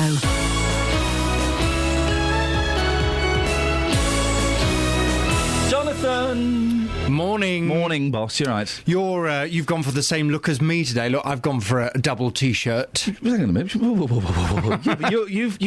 I'm doing it in the style of. Here we go. A student. You're doing it in the style of a homeless. It's very unkind. I don't like the way you always say I look like a homeless person whenever I wear this jumper. Take the hint. But I like it. It's comfy. It's very warm. I only wear this when it's very cold. Yeah. You did say I smelled like your dog. Yeah, well, that was a nice one. Oh, by the way, I've got a funny story to tell you about the smelling my dog. Oh, yeah. I went out... I've got two funny stories, actually. I went to buy my dog a new bed. Oh, because she's getting too big for her existing bed. So, they grow quickly, don't they? Yeah, so I took her to the shop. It was a lovely shop in Hemel Hempstead, actually, to go and buy this dog bed. And the lady, the bed I liked the look of was right on the top shelf. So bless her, she had to try and get it down there. Yeah. And when she got it down, she put it on the floor. And I thought, actually, I don't really like it. It's not, as opposed to being black, because I wanted a black bed, so the hair wouldn't show up so much. But it was like a dark green. So you'd see it. But for some stupid reason, I thought, well, let's see what she looks like on it anyway. Yeah. So I said, Poppy, get on the bed. On the bed. She got straight on the bed. She weed all over it. Oh. She did the most enormous It's like Kath's daughter in the bookshop. Just like that. She just urinated on it. And I said, I'm so sorry, I'll buy it. Yeah. Had to buy it 40 quid. I didn't even like it's like spending a penny. I take it it's washable. Yeah, I put it in the washing machine, but I didn't really like it. I had to buy a bed that I didn't like because the dog weed on it. Maybe the dog didn't like it either. What are your consumer rights? Could you have just done a runner? Well, actually, that's a very good question. Yeah. I think it would have been morally indefensible to do a runner. But legally? Legally... She allowed the dog to get on there. Yeah, it's her fault. Yeah, well, I guess so. Yeah, dogs do wee. Yeah, but I think that'd be a pretty beastly thing to do, to not buy it after your dog's weed all over it. But then, goes back to the smell. I thought, well, while I'm here, I'll get her a little bit of... because you can get dog cologne, so they smell nice. And I looked at kennel number 5, but... There's actually one called kennel number 5. I didn't go for that. No. I went for one that smells like baby powder. So my dog now smells like a newborn baby. Yeah, when your dog goes out, it's going to get bullied by all the other dogs. Yes, probably. Being a big girl's blouse. Probably. Very quickly. Yes. If I park in a private car park for 2 hours and 15 minutes, the limit's 2 hours, I get a fine for £100, do I legally have to pay it? Well, the problem that you're having is, and this goes back to the conversation you had with Paul earlier. Yeah. Paul's advice used to be the advice that I always gave. Yeah. I used to say, if you park in a private car park, then ultimately it's like a business arrangement between a business person and a client. There is a so-called contract that you've entered into by driving onto that land. You've broken the contract, and the only way that they could ever actually get any money from you would be to take you to the small claims court and to sue you in the same way that if you got someone round to do your bathroom and you didn't pay them, they could then take you to court for not paying them after the services. And rarely they did. Now they are. Oh. And very often these private companies are having success because judges are looking at the situation. They're looking at the sign that's up. They're saying, well, you drove in, you knew the contract that you were entering into by driving your car onto that land. It very clearly said that you were only allowed to park there for 2 hours. You parked there for 2 hours, 15 minutes. Therefore, you've broken the contract. Therefore, you need to pay. And I kind of agree with that. If that's the deal, that's the deal, and you get caught out. Well, tough. Well, when I used to live in a block of flats, we had a car park, and we used to have the problem. People would park there on the way to the train station, so we used to have to take matters into our own hands. What, smash the windows and urinate on the handles? Not quite. No? But let's put it like this: 1 or 2 people had to get their cars recovered because trying to drive a car with 4 tyres that are let down is quite difficult. Hang on, is the Daily Mail listening? Is a BBC presenter confessing live on air he let down tyres? No, I didn't. I don't know how it happened. But frequently these people who used to park their car in our car park would come back and their tyres had all gone down. How unlucky. I could never work out how it had happened. You are so naughty. What's on your show this morning before you get yourself in any more trouble? On the big phone in this morning from 9, can you help someone who's determined to take their own life? Oh. Nick Clegg has told the BBC many suicides are preventable and he wants hospitals to aim to end all such deaths. The Deputy Prime Minister argues that cities like Detroit in America are working harder than ever to identify those who might commit suicide, and their approach has reduced the number of patients who take their own life by 75% in just 4 years. Pretty remarkable, that. The latest figures show that I couldn't believe this figure when I heard this. The latest figures show that more than 4,700 people killed themselves in England in 2013, which was a 6% rise on the year before. That's sad. But apparently suicide is one of the biggest killers of young men in this country. Young men in particular, yeah. Mr. Clegg says it's time we realise suicide is preventable and not inevitable. Well, from 9 this morning, I want to explore this subject. I want to ask you, can you help someone who's determined to take their own life? If you have a story to tell or a view to share, I'd love your call. 08459 455 555. Monday Night Sport is a sports programme unlike any other. One thing about Monday Night Sport is it's not all about football. Croquet. Basketball. Boxing. Bowls. Oh, you've done me there. Yeah. Do another one quick. While Tennis. I think. Tennis. The one where we were on the water on skis. Wakeboarding, that's it. Wakeboarding. So it's all these stories, it's all these people. It's not just the sport itself, it's the story behind the individual who's taking part in that sport. You've been far too serious. I am. I mean, we make it a laugh, we make it enjoyable, and people who listen probably wouldn't ever listen to sport in their life, but they would probably listen to Monday Night Sport. We are like... We're not like Gary Lineker and Alan Hansen. No, we're not like that. You can't win anything with kids. I've got a touch of class about me, and then you just sort of pose around, sometimes coming up with the goods every now and again. I'll give you that. I'll give you that. 3 Counties Sport. BBC 3 Counties Radio. OK, so we were talking to June about the Campbell Centre where her husband Nick is, and we, well, it was put to us that it might be for the criminally mentally insane. Mm-hmm. It's not. Oh. Campbell Centre is not for unwell offenders, says Randall James on Twitter. And we also had a message from Iain. He said that's the unit opposite. The Campbell is just a mental health unit. OK, well, I'm glad we cleared that up. That's good. But he shouldn't be in a mental health unit either, should he, with Alzheimer's? I don't know. It says here on the Campbell Centre website that the service is unable to accept admissions of people who are under the age of 18, are not in an acute phase of serious mental illness, could be treated safely within a community or residential setting. Arguably, that's it. Yep. Not at that point, but once they worked out that it was an infection, then perhaps so. Have a primary diagnosis of substance misuse in the absence of acute mental illness. That would include patients requesting a detox without suggestion of mental illness. Have a primary diagnosis of learning disability without a comorbid mental health problem, have physical problem without a mental illness, are in crisis where the crisis is social in nature and cannot be safely managed in an open, acute environment. OK, well, there we go. Because of an offending history. Thank you very much indeed. Across beds, hearts and bucks. This is Iain Lee. BBC Three Counties Radio. Back to the parking. The British Motorists Protection Association is challenging the owners of car parks which are free for a couple of hours, then sting you if you overstay. Some of them give you £100 penalties. Well, Corin Eaton joins me now. Morning, Corin. Morning, Ian. What happened to you in Bedford? Well, I parked in a private car park. There was half an hour's free parking, but you had to pay £1 for an extra hour, so in effect you got an hour and a half free. But there was no ticket machine or anything. You had to ring up. Oh. So I rang up and attempted to pay, thought I'd paid, and then a couple of weeks later I got a fine for, which I thought was a fine for £100.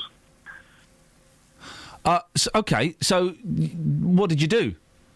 Well, I thought, that's not right, because I'm pretty sure that I followed everything that was on the telephone tree and pressed all the right buttons. So I emailed them, complained, and they said, oh, no, you've definitely not paid. And I thought, well, I'm pretty sure I tried to pay. So I appealed it. That failed. And then the next step was Poplar. I went through Poplar and they explained it all again, and that the parking company sent through all the evidence of my telephone bits and pieces with all the texts and everything, and it said that I hadn't paid. But I thought, well, I'm pretty sure I had paid, and it actually said on one of the emails that I got back that my credit card had tried to be paid and my car had been registered and everything, but the actual payment hadn't gone through. Oh, so you hadn't paid? I hadn't paid, no, but I thought I had paid, and one of the things they said was that because I hadn't received the text to say that it's all gone through, then I should have known. But there's nothing on the board to say that I was going to get this text, so I didn't know that I hadn't paid. So what happens next, Corin? Well, what happened next was, because it had failed the initial thing of me trying to say it wasn't done and then failing the Poplar, I rang up JVS and asked for his advice, and the advice was, well, you've gone through both of those, it's either pay it or don't pay it and see what happens. So I didn't pay it. And what happened? I still haven't heard any more, and that was October, November last year. Are you not this is the kind of stuff that makes me anxious, Corin. I'm feeling anxious for you. Are you not living in a constant state of fear? No, not now, because I'm quite adamant and feel I'm right that I attempted to pay. I'm really miffed off that it's £100 fine and not just like pay up the fine, the parking charge that you should have paid. I mean, I would have quite happily have done that. I attempted to pay. I wanted to pay. It's not like I went in there and thought, well, I'll just chance it. Yeah. Well, Corin, listen, I wish you the very best of luck. Keep in touch and let us know what happens. Travel news for beds, cards and bugs. BBC Three Counties Radio. On the A1N northbound, there's a lane closed at junction 6 for Welwyn Garden City because of a 4-vehicle accident that's causing queues from junction 4 for Hertford. On the M11 southbound, that's reopened and it's all easing off now for the accident between junction 9 for Saffron Walden and 8 for Bishop Stortford. And the M25 anti-clockwise, there is a queues looking at the cameras between junction 25 for Enfield and 24 for Potters Bar. In Cheshunt, looking at the speed sensors on the A10 southbound, it's very slow between the New River Trading Estate and the M25. And in Biggleswade on the A1 southbound, there's a lane closed because of an accident at the Sainsbury's roundabout, and it's causing queues southbound from Georgetown Road at the Agbar, and that's likely to stay closed through most of the day while the barrier repair works go on. Samantha Bruff, BBC Three Counties Radio. Across beds, hearts and bugs. This is BBC Three Counties Radio.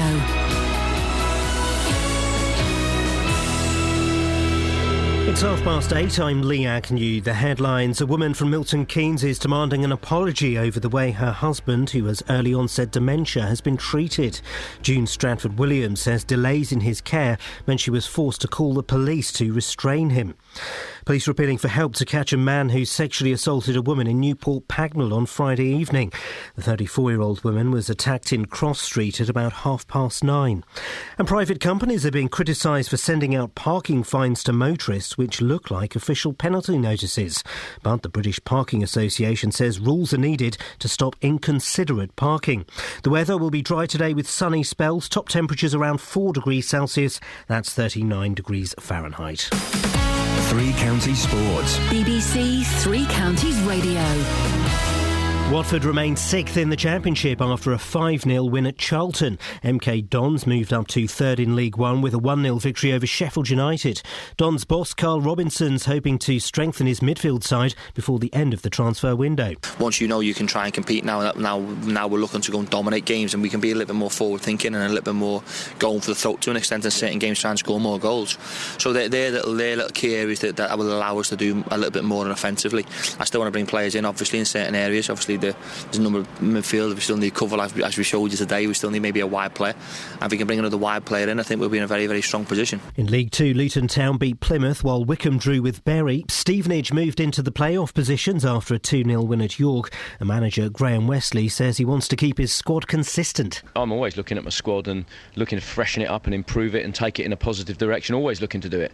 I think the minute that you get stale, you get complacent, but at the same time I think there's great value in having a group of lads who are operating as a team, who are becoming better organised, who are starting to understand the values that I hold dear and are starting to play to those values. So, you want consistency, you don't want to keep chopping and changing. Shaun Murphy's won the Masters snooker final at Alexandra Palace in London. He beat the world number 1 Neil Robertson by 10 frames to 2. It's just unbelievable, I can't believe it. I was chatting today about the first time I ever came to this great event when it was at the old Wembley Conference Centre. I would have been 11 or 12, and my dad said, "Do you think you'll ever play here one day, son?" And I went, "Yeah, I'd like that." And to finally get the win and the crown is unbelievable. And finally in tennis, Andy Murray got a straight sets win over India's Yuki Bambry in the Australian Open. BBC Three Counties News and Sport, more at 9 o'clock.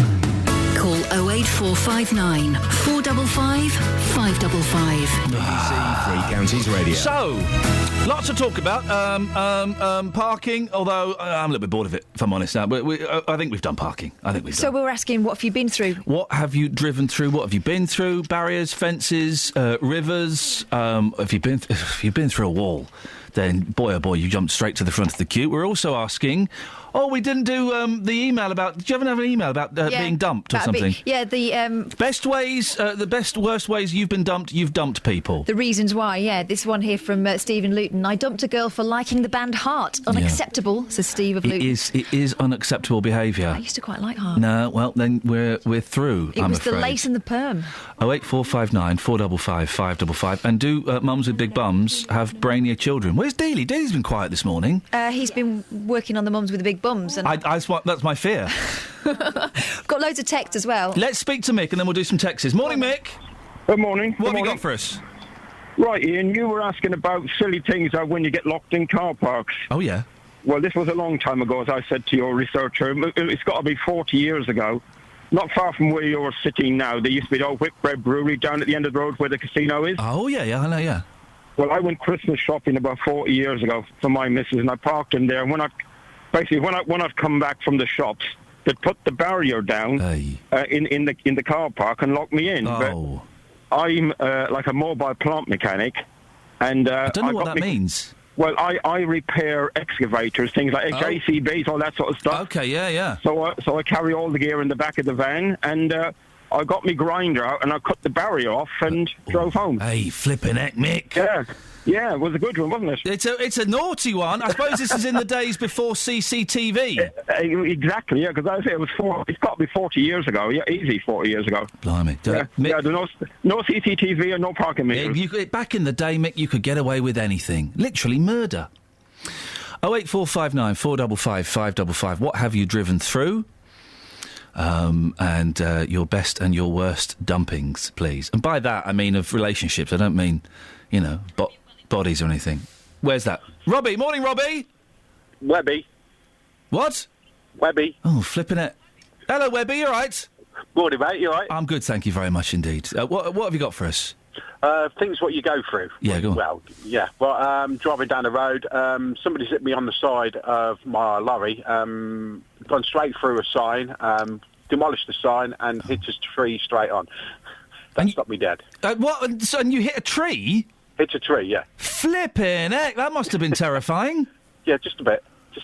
See the light flash in front of my eyes. And was it one of those things where you could see what was going to happen and you were just powerless to prevent it? Yeah, exactly. I could see him coming down. I got hit on from sideways on. Took me off the road, veered off the road, straight through a sign, and bang, straight in front of a tree. Tree stopped me dead. Well, it can stop people dead. I refer to Mr. Mark Bolan. Were you all right? I was off work for about 6 weeks. Hit the windscreen, split all my head open. Oh, mate. Broke my thumb. But, yeah, it was all right. But Webby, listen, thank you. For the last 25 minutes, have you ever been in a car that's rolled? Has that ever happened? Because that must be the most terrifying. And you look back at it and go, yeah, I was in a car that rolled. I rolled a moon buggy once. Well, that doesn't count. With my dad in it. The moon buggy? When were you on the moon? No, on holiday you're allowed to drive these things with a cage round. Yeah. And I begged my dad, please let me drive it, please. This is what I was a kid. Yeah. Rolled it. It doesn't count. Moon buggies don't count. Well... Was it wicked? It was wicked, yeah. 08459 455 555. Ever rolled a car? Justin, it's inevitable it will happen to you one day because you're such a bad driver. You know that's not true. I know it's true. No, you know it's not true. One of the first things I did when I came to this station was challenge you to a driving thing. Yeah. And I thrashed you. I got like 7 little crosses. You got something like 36. Well, I seem to remember that day there was a crisp £50 note which was placed into the instructor's pocket. I saw that with my own eyes. Yeah, but Justin, that time me and you went on the advanced driver's course, you again got done, didn't you? Because you were driving along with your arm out like a lorry driver. To be fair, though, those were the days, Kath, where you was wearing some very short dresses. Oh, so it was my fault. What's that got to do with anything? Well, I was distracted. There's a story in the papers today. It's in a lot of the papers today. Catherine sounds worried.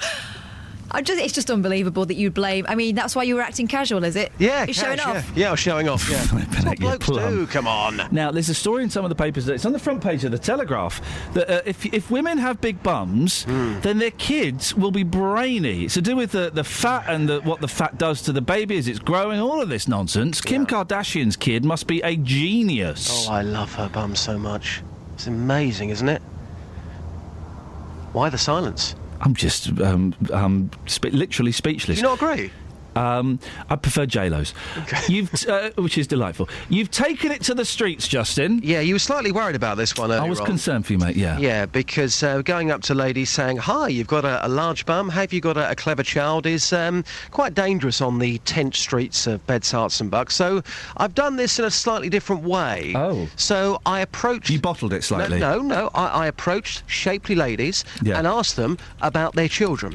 So we got to the facts in a different sort of way. You're such a coward. Yeah, you're a coward. I'm with you, mate. You're a coward. Would you do that? Would you say, hello, madam, you got a large bum? Yes, Can we talk?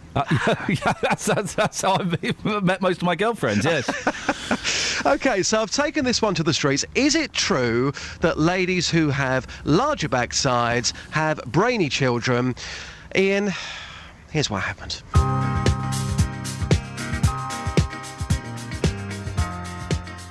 So, according to the papers, ladies with large bums give birth to intelligent children. Is this fact or is this fiction? Let's take it to the streets and find out. Oh, Diane, it's Monday morning. Diane, simple question. You've got 4 children. Are they thick or are they intelligent? Intelligent. Hey, fatty boom boom. Good morning, madam. So your daughter, tell us how clever your daughter is. Did she go to university? Yeah, she went to university. She went to London School of Economics. Cheeky. Madam, your daughter, she's going to university. Clearly a very clever girl. What's she going to study? Criminal psychology. So she must be very, very intelligent. Yeah. Shake, shake, shake. Shake, shake, shake. Shake your booty. Shake your booty. Hey, John, you've seen a lot of ladies in your time, haven't you? Yeah, a few. Yeah. Be honest, John.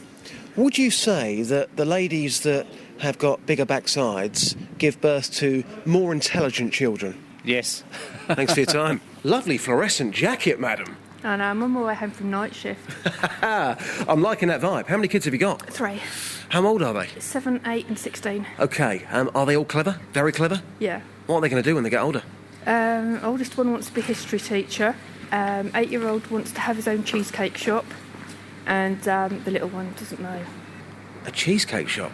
Yeah, he makes really good cheesecake. Some say the streets are lined with lies. I say the streets are lined with the truth. This report, I can confirm, is fact, not fiction. Well, I just... First of all, I'd first like to apologise to all of the women involved in that production. Justin, they will have made phone calls saying, I'm going to be on the radio, listen up, and then they'll realise what the selection process was. I think it was easier this way, guys. It's the way you said, are your children very, very intelligent?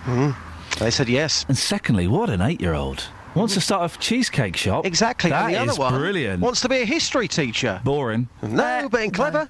No. Well, you haven't got to be that clever to be a history teacher. What? Well, you just got to know dates.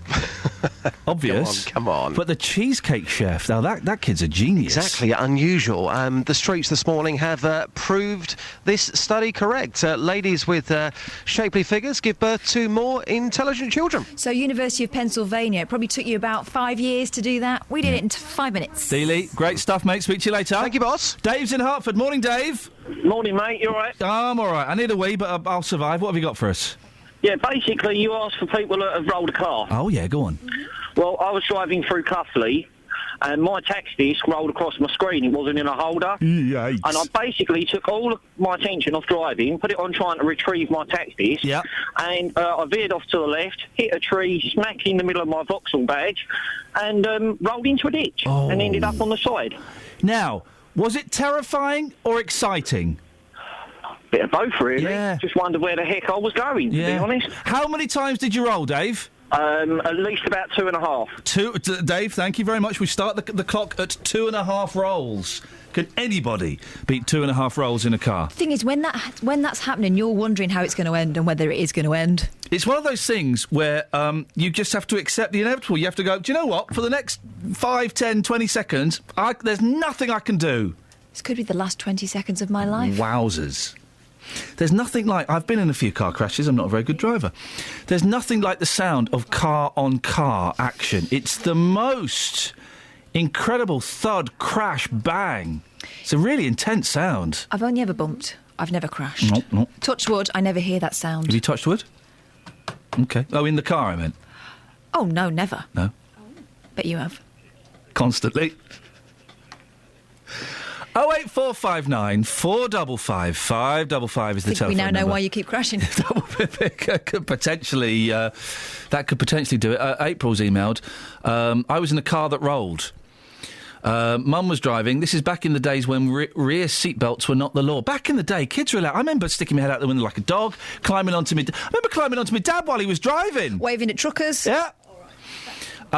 This is the sad thing. You don't get kids waving at cars behind them anymore. No. We used to keep a tally of which ones waved back. Yeah, or which ones stuck their fingers up. Yeah. Or made rude gestures. Can't do that anymore. Can't make rude gestures to kids anymore. No, distracting, innit? As my mother entered the bend, she lost it. We ended up through the bends, upside down, facing the way we came, in a ditch on the other side of the road, at rest between two trees. The other rear seat passengers were on top of me.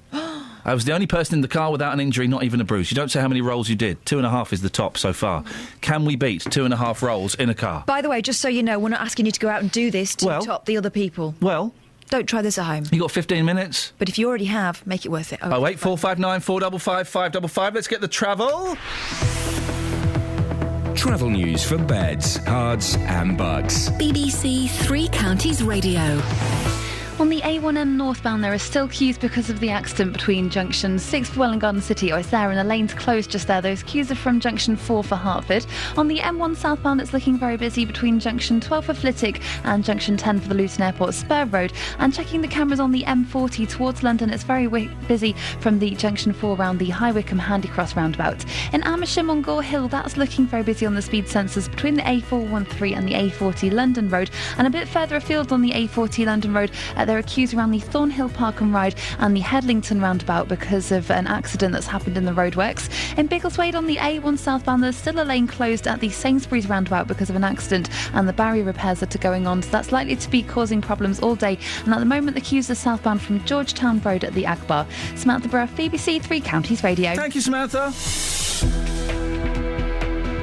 8:45, Monday the 19th of January. I need some scrambled egg, some bacon and some thick brown toast. Oh, and what the heck, a fried slice as well. Healthy eating can go out of the window.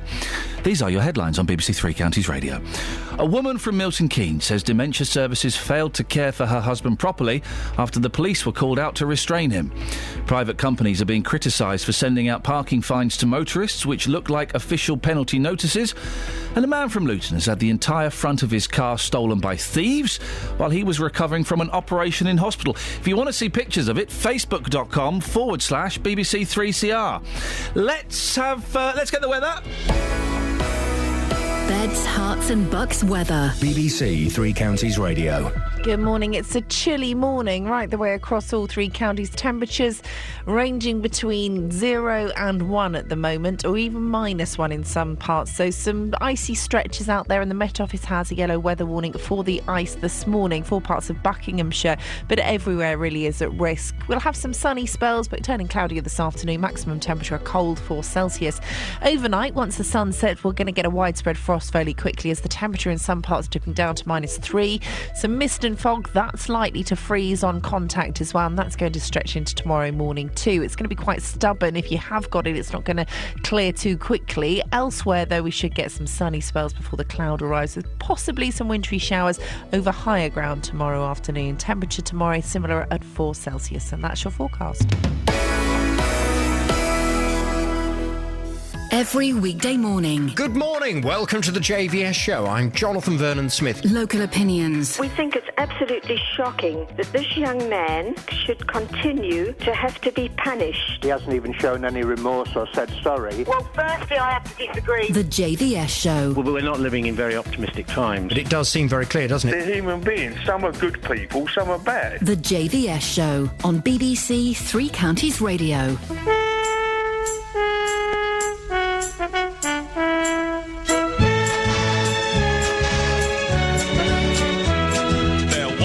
Was a wealthy man who had a wonderful idea to bring children from all places with all kinds of faces together into a sailing ship. There were 40 boys and girls. They would sail their ship around the globe, so they called it the United World. The ship was just 3 weeks from shore when a hurricane bore it down. The waves were big as mountains. Surely drown. They jumped into the lifeboats, rowed away from the wreck. They didn't count them, they hadn't time. 5 children were left behind. The children fought the storm all night and finally fell asleep. They didn't realize the ship had been blown across a reef into the lost islands. Hiding in the bushes was a watchful pair of eyes, and living in the valley were people lost in time, ruled over by a tyrant whose face was in a mask. The children must defeat him so they can escape at last from the lost islands. The lost islands. We got any texts, Catherine? Loads. Go on. A friend of mine that works at a hospital has a permit, was given a fine because the permit couldn't be seen due to thick ice on windscreen. Anon. James in Luton. About a year ago, I came up to a roundabout too fast, ended up going through a fence, down the hill, through the bushes, but didn't quite make it through the tree at the bottom. Dukes of Hazzard styling. Maybe next time, he says, in a cavalier fashion. That's from James in Luton. I got a couple of tweets about being dumped. Mike says, I dumped a girl on a first date as she said she worked in a mortuary. Shame, as she sounded really nice up till that point. Why would that put you off somebody? Haven't you seen Silent Witness? They're all hot. In the early 2000s, says Glenn, when it was big, I got dumped via MSN Messenger. Did they do a sad face? There would have to be some form of emoticon involved there. Ricardo's from Spain. Good morning, Ricardo. Good morning, Ian. What you got for us, boss? Well, it was 1 week before I getting married. Oh, yeah. We were organizing all the stuff until late at night, so I was driving home quite tired. Yes. So I suddenly woke up upside down. Whoa, dude! I didn't notice anything. I just woke up upside down. Everything was right. The radio on. Everything fine. So you fell asleep, did you? Yes, just for a second. Now, you told me that you escaped with no injuries at all. Not at all. I wonder if that's because you were asleep. Yeah. That was the weird thing. I just woke up topsy-turvy and what's happening? How was now, listen, how was the car, Ricardo? Were you able to just flip it back over and drive away? No, the car was... I couldn't drive it anymore. Oh, blimey. How exciting, though. But you missed the excitement of it, though. You missed the thrill of the role. Well, it was funny anyway. Yeah, I bet. Yeah, apart from the car. Yes, apart from... And how did the wedding go, Ricardo? Maybe that was an omen. You shouldn't have got married. Everything very well. At the first moment, I thought I'm getting married in 1 week. What I'm going to do? But at the end of the day, nothing happened. Well, Ricardo, just don't fall asleep on the job like you did with the car. That's all I'll say, because that could be a disaster. A disaster. Mark's in St Albans. Morning, Mark. Morning. What you got for us, boss? In the end of 1980s, about 88, 89, I was asked to do a rollover for a video called Front Runner Videos for the telly at Bovingdon, and I rolled a Mark 1 Golf at 110 mile an hour on purpose with a cage, 8 rolls, wheels to wheels. How many rolls did you do? 7. Here we go. This is what we're talking about. Forget your 1.5 rolls. Professional. But so what? This was just like for a video of exotic crashes, was it? No, well, yeah, it was. It's on YouTube now. It's actually, you can still view it on YouTube. Well, hang on a minute. Do you know what I need to type in to find it? Of course you do. You've shown it to everyone you know. World Record Rollover VW. World Record Rollover VW. Let's have a little look. 1980. This one is. I think it's end of 80s, early 90s, beginning 90s. Oh, well, this isn't that one then. I don't know which one. There's loads of people saying that they've got the world record rollover. No, the world record is held by a geezer called Gary Barnes. Right. 8 1/4. Oh, flipping heck. And that's in the Guinness Book of World Records, Gary Barnes. How do you learn to do a roll? You just hit the ramp and just hang on. Hey, can you do that thing? When I was a kid, right, the coolest thing that you could do in cars, and you don't see it anymore, the coolest thing you could do was drive up a ramp on the left-hand side, so you were on 2 wheels, and that way you could drive down a really narrow alleyway. I can't do that, but there's a man in Stevenage called Terry Grant. Right. He can do that all the time. Really? He does. He's in Stevenage. His name's Terry Grant. Let's find this Terry Grant. I want to drive up on 2 wheels and go through an alleyway. No, he does teach people to do it. Right. This is what we do. Mark, you're a legend. Thank you, mate. I appreciate your call. Find this Terry Grant. I want this Terry Grant in Stevenage. I want to go.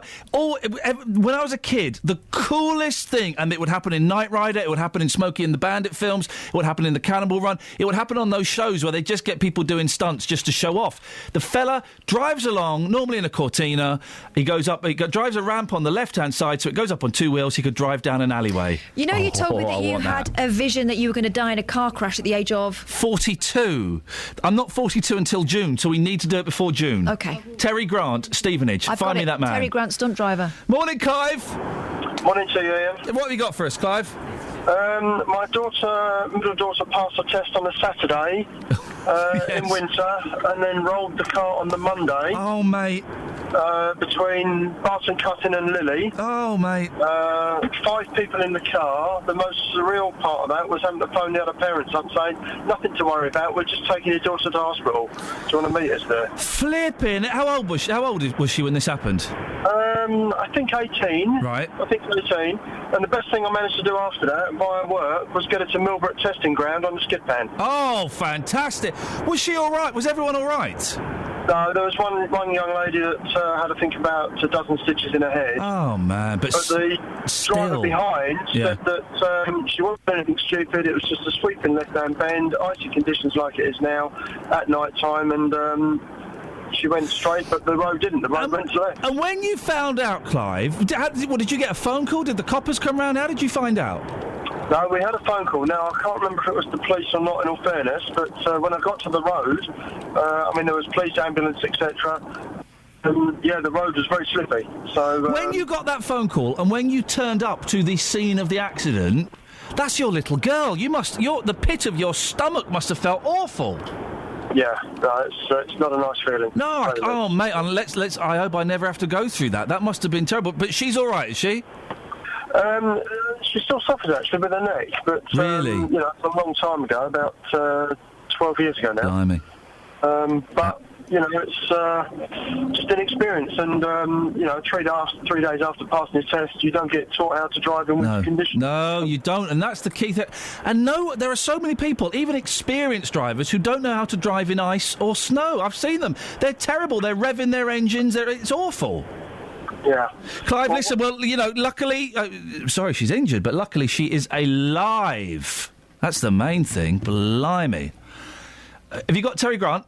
I'm still working on it. Okay. It's been like 2 minutes. Give me a break. I know. I want to go on 2 wheels. I don't want to do the driving on 2 wheels.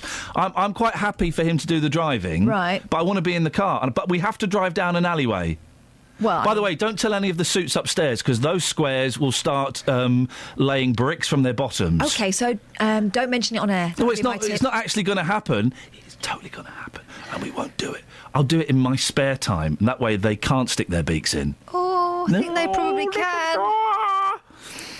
Hey, I've got a question. Yes, Danny Bailey. Oh, hey, Danny Bailey. Oh, hi there. Yeah. You know this song, The Lost Island, that you played? Yeah. I just wondered, who's that by? I haven't got a clue.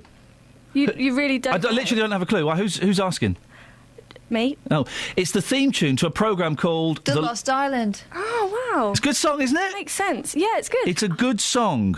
Yeah, but it's a weird concept, and I would doubt that guy's motives. Well, I think you have to ignore the fact that the fella wanted to get kids from all nations together on a boat. Yes, in today's world, it sounds suspicious and suspect. In the 70s, that kind of thing was de rigueur. Why wouldn't he want to do that? Exactly, and there was no hidden meaning in it. It's just through today's tainted eyes. Thanks a lot, Savile, that we can't look at that as just being a friendly... It's like Duke of Edinburgh. But unfortunately, the ship sank. And five kids were left on board, and they went to an island that was lost in time. I bet they hadn't got the forms filled out or anything. They didn't have forms in those days. Well, they couldn't. Didn't have printers, did they? Oh yeah. So that's your way of getting in touch with Terry Grant, is it? Sending him a tweet. Yeah, he's got no phone number. Well, he must have send him an email. That's even longer. Send him an email. I'm doing it. Look, there he is driving on 2 wheels. With his arm out and holding the ball. Hey, Terry Grant, I'm coming in your car, Terry Grant. Boom, boom. Terry Grant, Terry Grant. Boom, boom. Geezer! Had a bit of fun there. Oh, I hope he's not heard that, because he might think twice about having you in his car. Well, I hope I don't die. Oh, I've tempted fate now, haven't I? Stop it. Flipping it. Stop That's awful. If you want to get the podcast... I've had lots of people saying last week's podcast was very funny. I didn't listen. No, I never do. Hate the sound of my horrible Cockney voice. Sounds posh in my head, but I'm dead common in real life. I like your Cockney voice. Hey, I like your northern swagger. But apparently the voice, what's it called? Podcast is very funny last week. I might have a listen. If you want to get it, you can go to the Three Counties website, or you can go to iTunes, type in Iain Lee, BBC. Travel news for beds, cards and bugs. BBC Three Counties Radio. The A1M northbound is very busy from junction 4 for Hertford to junction 6 for Welwyn Garden City because there's a lane because of an earlier 4-car accident at junction 6. On the M1 northbound, it's looking very busy between junction 12 for Flitwick and 13 for Bedford. And in Uxbridge on the A40 westbound towards the M25, it's very busy there as well. In High Wycombe on the A404 Amersham Hill, that's looking very slow on the speed sensors. And the A1 southbound at the Sainsbury's roundabout still has a lane closed for barrier repairs, and those queues are southbound from St Neots Road. In Stevenage, the A602 westbound is very slow from the A1M at junction 8 for Hitchin to Paynes Park. And looking at the trains, the 8:54 Thameslink service from Bedford is cancelled, so that's the one that would usually call at Luton at 9:17 and St Albans at 9:32. Samantha Bruff, BBC Three Counties Radio. Thank you, Samantha. That's it, that's your lot. Thank you, Danny. Thank you, Justin. Thank you, Catherine. Back tomorrow at 6 o'clock. Till then from us, ta-ta. JVS is up next.